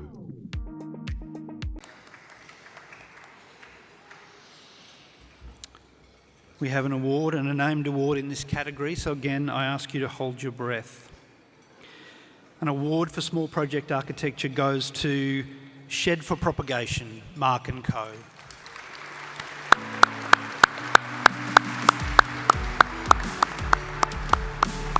The Shed for Propagation embraces the joys of an architectural folly wholly supported by the client. Nestled within a planned and well-established garden, the shed provides a key location for reflection and respite, demonstrating sensitive contextual awareness through careful positioning that fundamentally informs plan and section. The usual tectonics of a shed are subverted with inventive and playful detailing, such as through the expressive use of timber doweling and angled planes of glazing that create moments of function and beauty. The Hayes and Scott Award for Small Project Architecture goes to Murray Bar, Bushland Community Hub by Dikey Richards.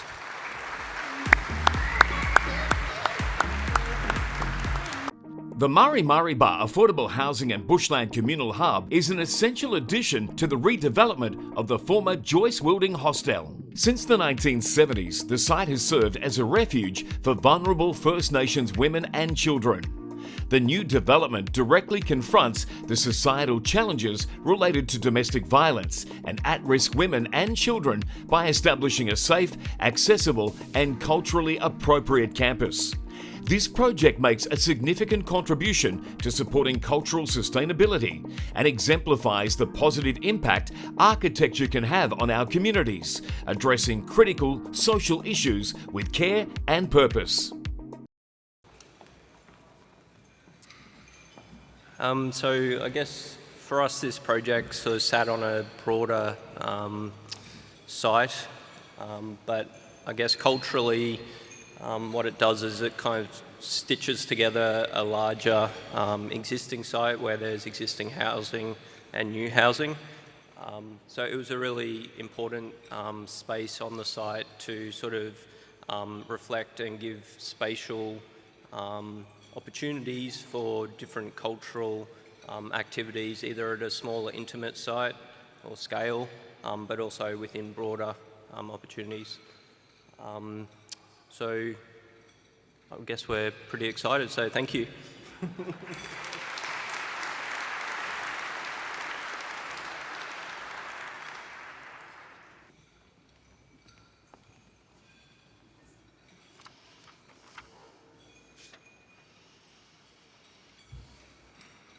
Alison, I let you go too early, I'm sorry. If you could pop back up to assist with the residential architecture alterations and additions category. I didn't do it on purpose, I promise. This category showcases how we can value and invest in existing housing to restore its relevance and extend its lifespan. The jury considered the following projects in alterations and additions. Here are the nominees.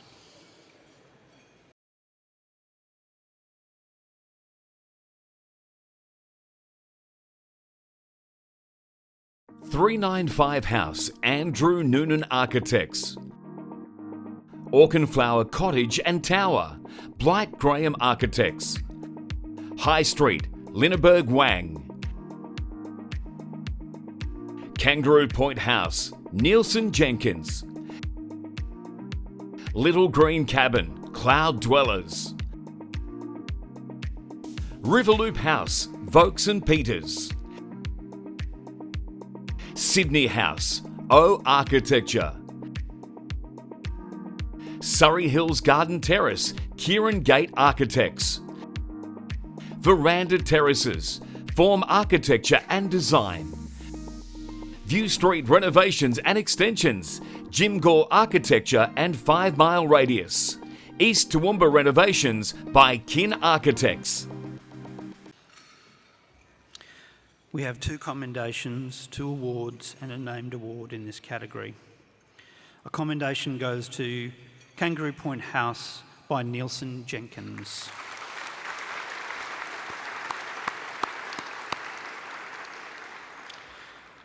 And a commendation goes to Veranda Terraces by Form Architecture and Design.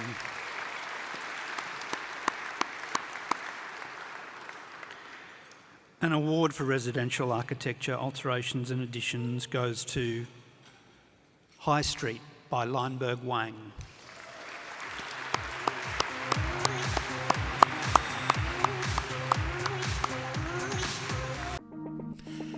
The High Street residence orchestrates an unforgettable experience, seamlessly choreographing this unassuming workers' cottage into an exceptional piece of architecture.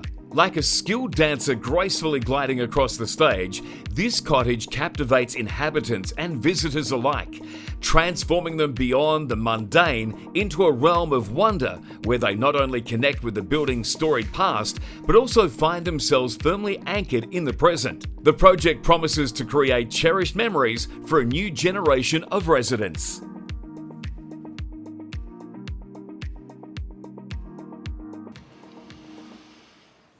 An award for residential architecture alterations and additions goes to Sydney House by O Architecture.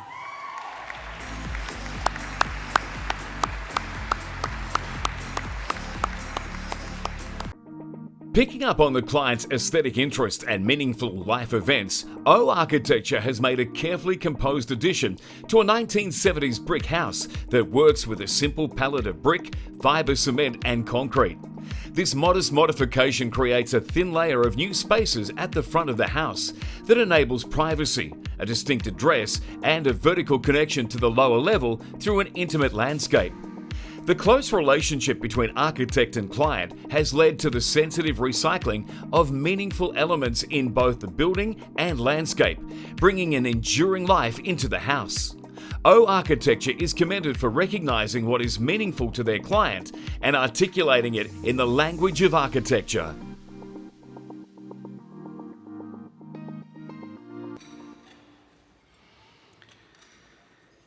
And the Alina Mottram Award for residential architecture, houses, alterations and additions goes to Riverloop House by Vokes and Peters.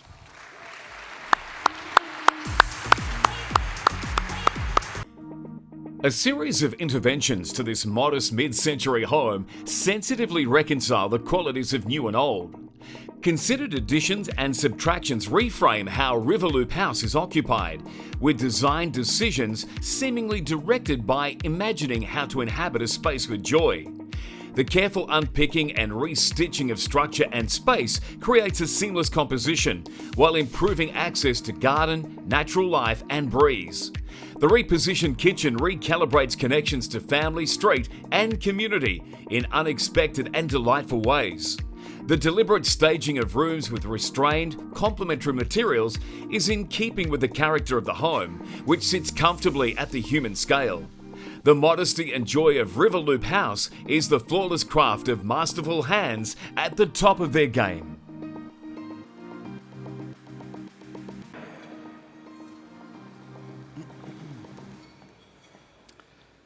Thank you very much. I'm very proud to receive this award on behalf of my team. I think sometimes, particularly with this type of work, our job is to do as little as possible.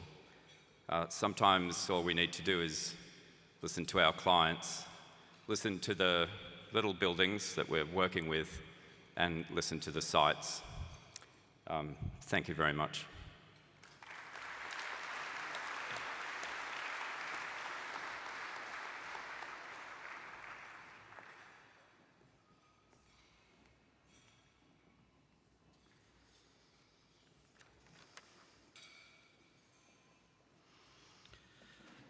I'd now like to ask Jonathan Goh to the stage to assist Russell with the presentation of awards for the Residential Architecture Multiple Housing category. Multi-residential housing brings new opportunities for diversity. Multi-residential architecture can contribute to sustainable communities, quality of life, and climate-responsible design. The jury considered the following projects in this category. Here are the nominees.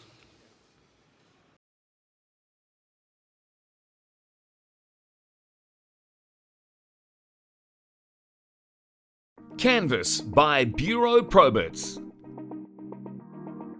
Mari Mari Bar, Affordable Housing by Dikey Richards. Riviere by Bates Smart. Caboolture Social Housing by Push Architecture. Upper House by Koichi Takada Architects. Vida by Hollandale by Mainwaring Architecture. Mundingborough Housing by Counterpoint Architecture.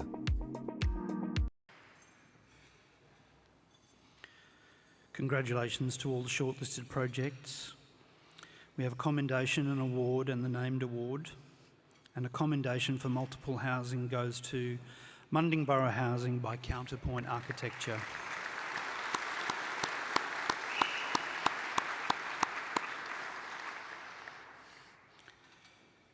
An award for multiple housing goes to Murray Murray Bar Affordable Housing by Dikey Richards.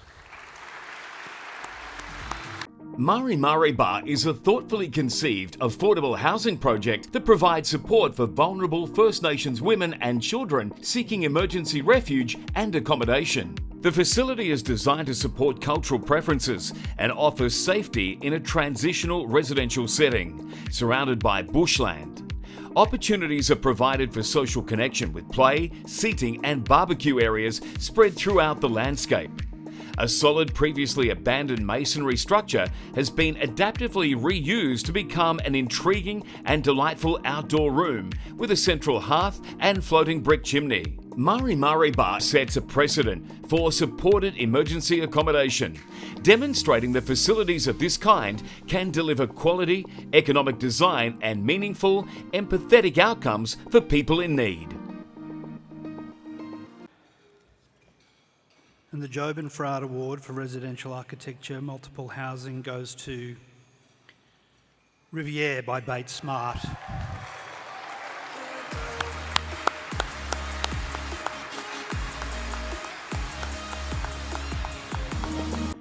Riviere is an outstanding addition to high-density apartment living in Kangaroo Point.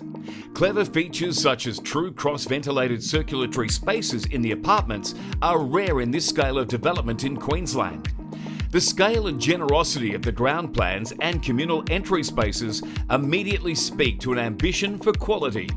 Coupled with an attention to detail and robust low-maintenance materials throughout, the design's simple, repeating forms and elegantly restrained expression suggest a real sense of enduring permanence.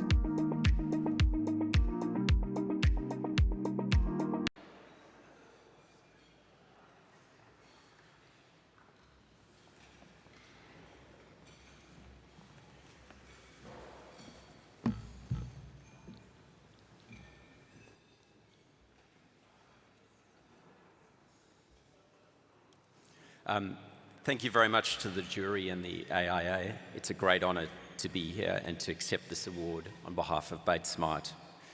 I actually wanted our client and our landscape architect to join us as well on stage. They're here with us tonight. That's ARIA Property Group and RPS, because both of them shared our passion for this project and were unwavering in their commitment to deliver a building with high levels of residential amenity, shared facilities that would build community and an integrated approach to landscape.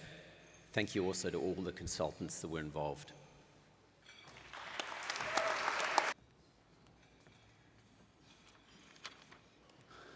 Jonathan's still there, I haven't lost him. Our next category is residential architecture, houses new. This category addresses the evolving needs, preferences and lifestyles of individuals whilst pushing the boundaries of architecture and innovation. The jury considered the following projects in this category. Here are the nominees.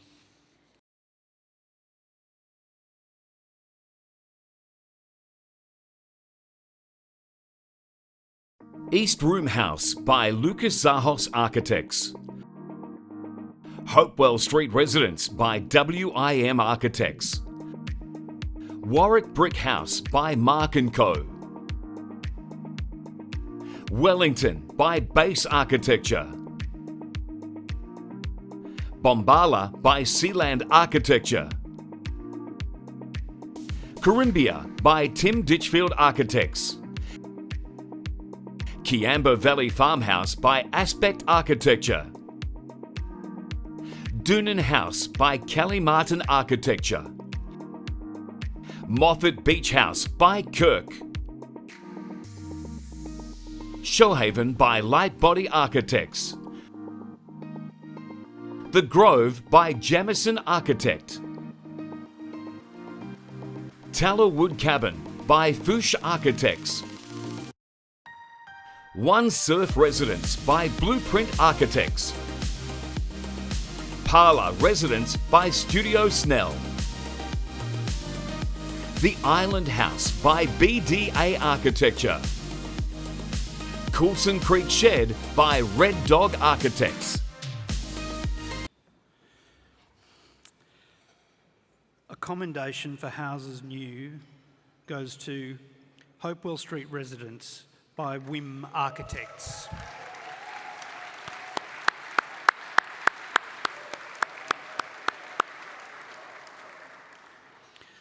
A commendation for houses new also goes to Corimbia by Tim Ditchfield Architects.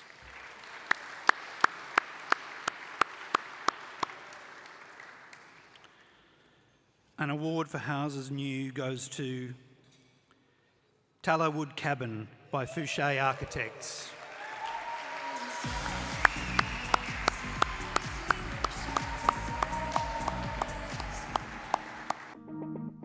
The Tallowood Cabin ingeniously maximises the modest footprint of an existing forest clearing with a tight and efficient floor plan. A quiet monolithic facade humbly defers to the surrounding landscape, amplifying the place's natural beauty. Internally, a rigorous design language ensures an immersive experience. Windows akin to picture frames invite the outside world in, while discreetly accommodating the necessary bushfire protective systems. This modest yet masterful project harmonises form and function, epitomising thoughtful design and pragmatic elegance. An award for Houses New goes to Moffat Beach House by Kirk.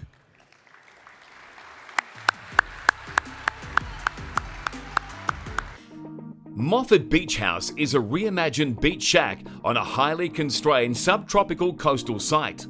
Subtle nods to the beachside vernacular appear throughout the house, from the front porch where you can wave to the passerby to the expansive windows of the upper level where you can take in the view through to the shades of seaside blue that appear throughout the interior joinery and finishes. As the first house of its kind to be constructed in Queensland, the project is commended for its use of cross-laminated timber, which required expert coordination to express the timber material and achieve a comfortable, quality environment for its occupants. Robin Dodd's Award for Residential Architecture Houses New goes to Warwick Brick House by Mark & Co.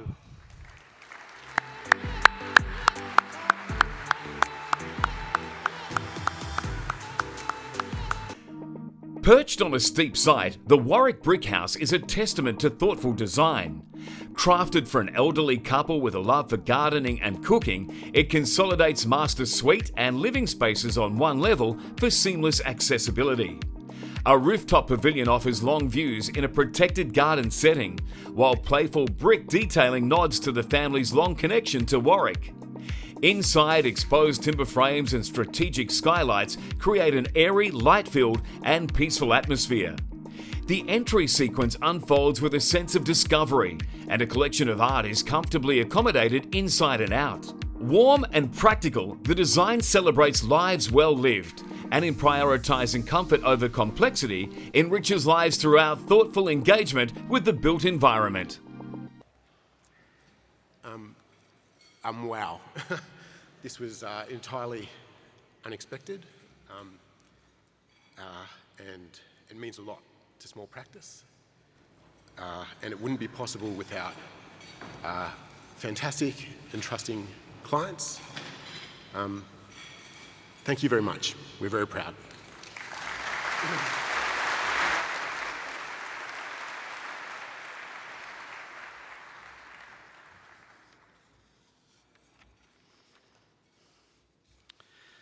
Could I ask Michael Kennedy, as a representative and sponsor, to join us on stage and assist with the presentation of awards in the Sustainable Architecture category?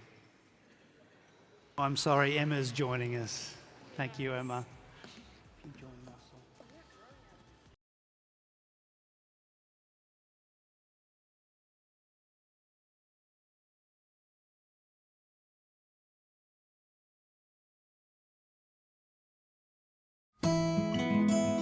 Proud to say that Kennedy's is a leading supplier of reclaimed and sustainably sourced hardwoods. As you can see by the sheer scale and volume of projects that we've been involved with, architects, designers, builders, shop fitters, homeowners, furniture makers recognise that Kennedy's is the go-to place for a positive environmental outcome.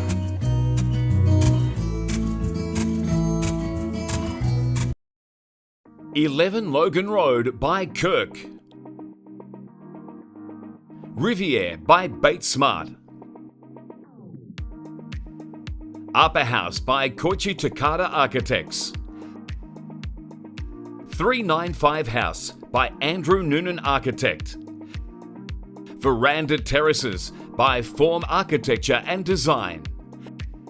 Barton Street Residences by Chalmers Partners Architects. Maryborough Forge and Advanced Manufacturing Facility by Kirk. Good Samaritan College, Paulding Place by Speculative Architecture and Brammer Architects, Architects in Association. Talgai Homestead Ram Stud Shed by Kirk.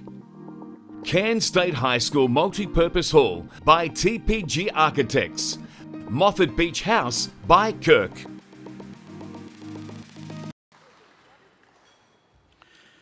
And an award for sustainable architecture goes to Upper House by Koichi Takada Architects.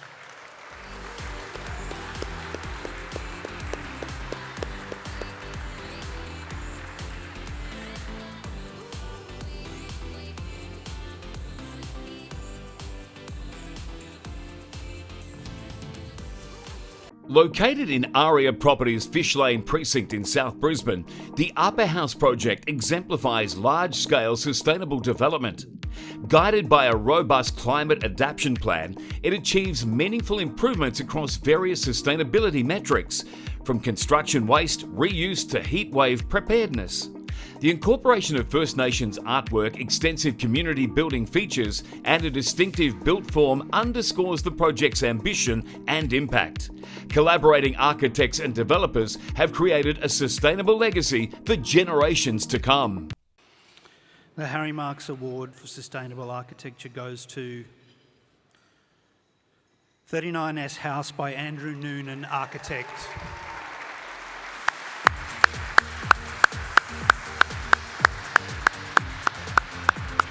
The 395 House stands as a testament to true low-impact sustainability within the built environment. Beyond achieving NATHERS certification, it rigorously tests the design against embodied carbon, resulting in the lowest whole-of-life carbon impact achievable. This project skillfully transforms a traditional workers' cottage into a contemporary habitation, combining passive design interventions, considered material integration, and scientific rigour. Despite site constraints, the project achieves a strong connection to the adjacent green space, offering permeability and functionality while striking a delicate balance between privacy and street address. Thank you. Well, I was hoping for that. I didn't expect it, so I'm pretty pleased with that. I'd like to thank the jury. Super honoured to be part of such a strong group. It's amazing to be part of a group of architects who are really starting to push the boundary and change the way that our industry does things and start to change what good looks like. It's really, really important, this one, so thank you very much. We're down to the major awards. And up next is the Enduring Architecture Award. I'd like to invite Richard Choi, CEO of NatSpec, winner of the President's Prize in 2022 for his advocacy work on behalf of the profession, and a colleague to the stage to assist with the presentations. Enduring architecture. It is important that we recognise architecture that endures the test of time. This category refers to architecture that exhibits enduring qualities such as aesthetic appeal, functionality, and innovation. It maintains its relevance over time and stands as an exemplar. The winner of the Robin Gibson Award for Enduring Architecture is Sea House by Donovan Hill. Serving as the genesis of the partnership between Brian Donovan and Timothy Hill, the 1991 commission for the Sea House marks a pivotal moment in the history of Donovan Hill Architects. This project laid the foundation for the partnership and established one of Queensland's most celebrated architecture practices. Their innovative approach to civic-minded architecture propelled them to national acclaim, with Donovan Hill becoming the most nationally awarded practice in Australia during the mid-2000s. Internationally recognised as one of the most influential houses of the 20th century, the Sea House's impact on the architectural discourse and practice cannot be overstated. The Sea House embodies Donovan Hill's pioneering exploration of the outdoor room typology, a concept that continues to be redeployed by architects throughout the country. Symbolising Donovan Hill's visionary approach to architecture, the Sea House serves as a landmark in Donovan Hill's enduring legacy, epitomising their unwavering dedication to the built environment through innovation and a deep understanding of the human experience. I'd like to thank the jury and the Institute for recognising the Sea House as an enduring piece of architecture. Unfortunately, neither Timothy Hill nor Brian Donovan could be here this evening, so I'm happy to accept the award on behalf of Donovan Hill. I'd also like to acknowledge Fedor Medic, who also can't be here this evening, for all of the work he did during the documentation phase. The Sea House is an exceptional building that could only have been brought to fruition with an exceptional client, one who was also acting as the builder and has kept the house in its original condition for the last 25 years. With great dedication and a process designed to produce an outstanding building, his project directly led to the establishment of Donovan Hill, who went on to shape not only the outcome of this project, but numerous other exemplary buildings across Australia. Thank you.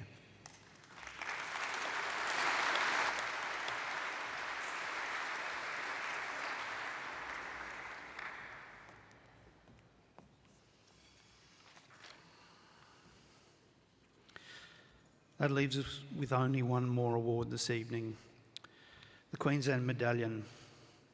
I'd like to invite Scott Hutchinson, our sponsor, Hutchinson Builders, as well as Belinda Orwood and Sandy Cavill and Russell, who I believe is still here, to join me on stage to present the Queensland Medallion. The Queensland Medallion is selected from all of the shortlisted projects, and traditionally it is selected from all of the named award winners.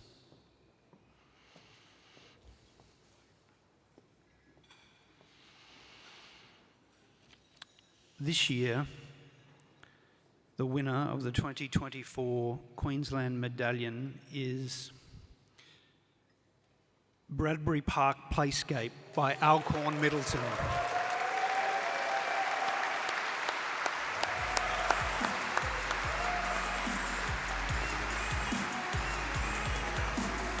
The Bradbury Park project stands out for its exceptional merit in designing a public space that fosters community engagement across all levels. Seamlessly integrated into the surrounding landscape, the delightful and democratic sculpture invites visitors from afar, drawing them towards a myriad of enchanting spaces. By emphasising play for all ages and abilities, this project exemplifies the transformative power of architecture in enhancing community well-being. The use of materials and intricate details cleverly evokes the adjacent flora and fauna, weaving a compelling story of connection to country. Extending the custom design beyond the client's initial brief, the project incorporates self-shading elements and avoids standard playground fare. Moreover, it prioritises equitable access, ensuring that the underside of the playscape accommodates all visitors. Additional observations highlight the architect's commitment to exceeding expectations, applying residential architecture lessons to playground design, and revealing a deep connection between community and place, a response warmly embraced by the local community. Wow. This project for us was extremely complex. There was a lot of, research that we had to go into putting something like this together. We really pushed council to do a timber building, predominantly timber building. And in doing that, there was a lot of complications as well that we had to kind of unfold through the whole process. But we had to get the details right before we hit site, because a lot of it was prefabricated, and so there was a lot of work in getting all that right. But I think we executed it quite well, and just seeing the public and seeing how much they adore the playground and the space itself is just so rewarding for us. And we are just so honoured and very proud and privileged to accept this award out of all of the named and shortlisted projects here tonight. There's a plethora of amazing buildings and amazing architects and architectural practices out there. So for us, as little old us, we're only just kind of a two-man band most of the time. But we're really very grateful to the jury and the Institute and in receiving this award. So thank you so much. It means the world to us. Thank you. Thank you.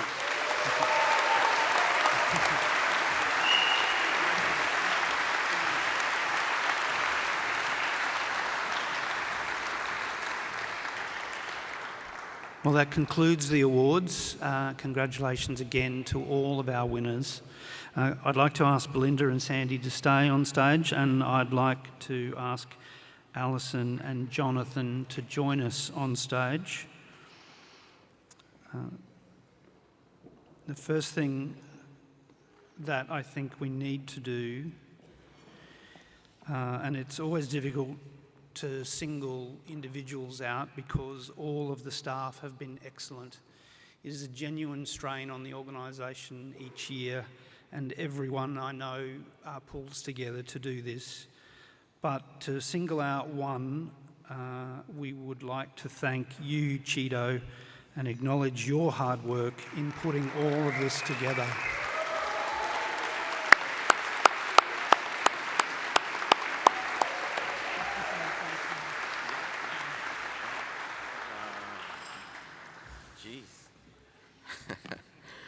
I'm usually at the back of a phone call asking people to behave and to attend jury visits.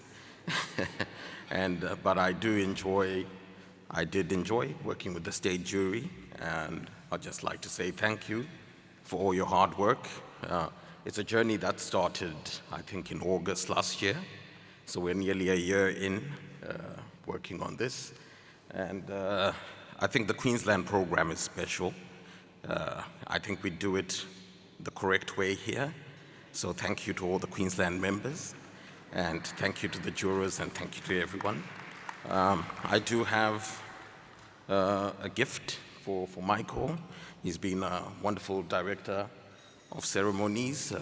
Russell, if you could help me with the wine, please. You want me to bring it? I'm now in charge now, so.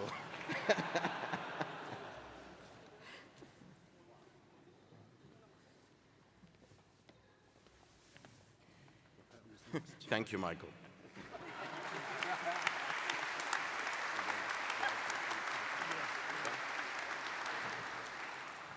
And then for the best state jury ever. I've got a few gifts from you, for you as well. It's not only the wine, Russell. How many? It's everything but the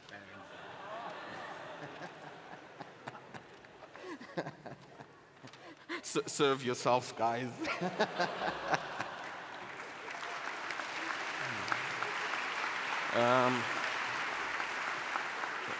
The gifts that we have for the state jurors are a bit special.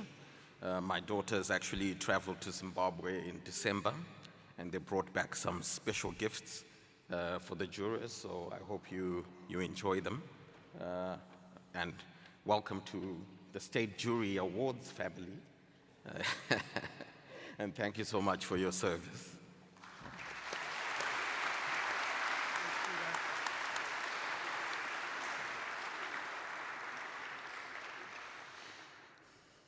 Thank you, Cheeto, and thank you again to our state jurors for their commitment this year, particularly Sandy Cavill and Belinda Orwood. I think one more round of applause.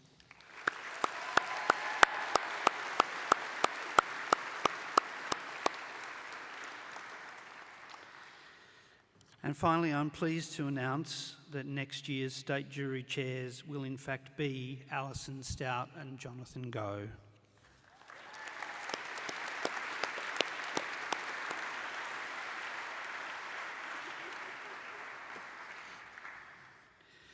Well, that concludes the events for this evening. For those of you who've won awards, can I encourage you to meet Flynn, our intrepid photographer, by the media wall for formal photographs. I think you'll find the media wall just outside. Thank you, everyone. You've been brilliant, and it's been another fantastic year. Congratulations.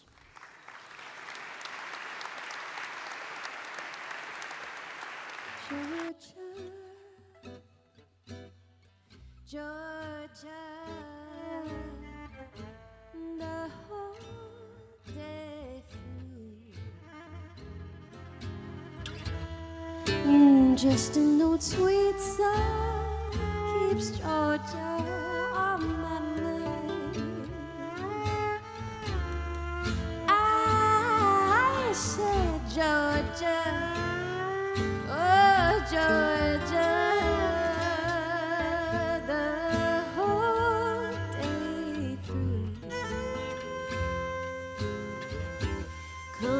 As sweet and clear as moonlight through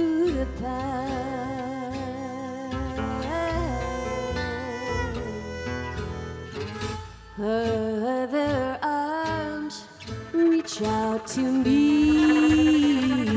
other eyes smile tenderly, but in this peaceful dream that I see, the road leads back to you. I say,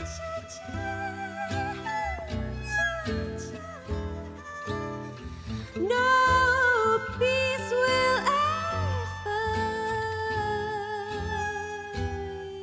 just an old sweet song, keeping Georgia on my mind.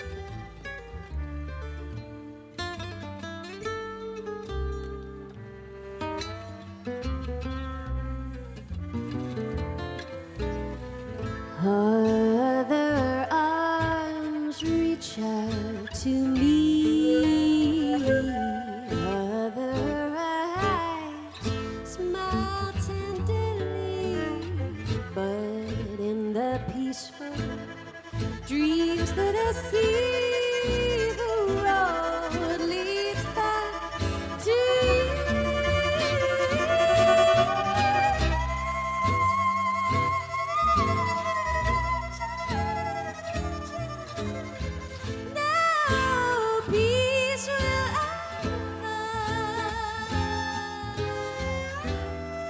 Just an old sweet song keeps Georgia on my mind,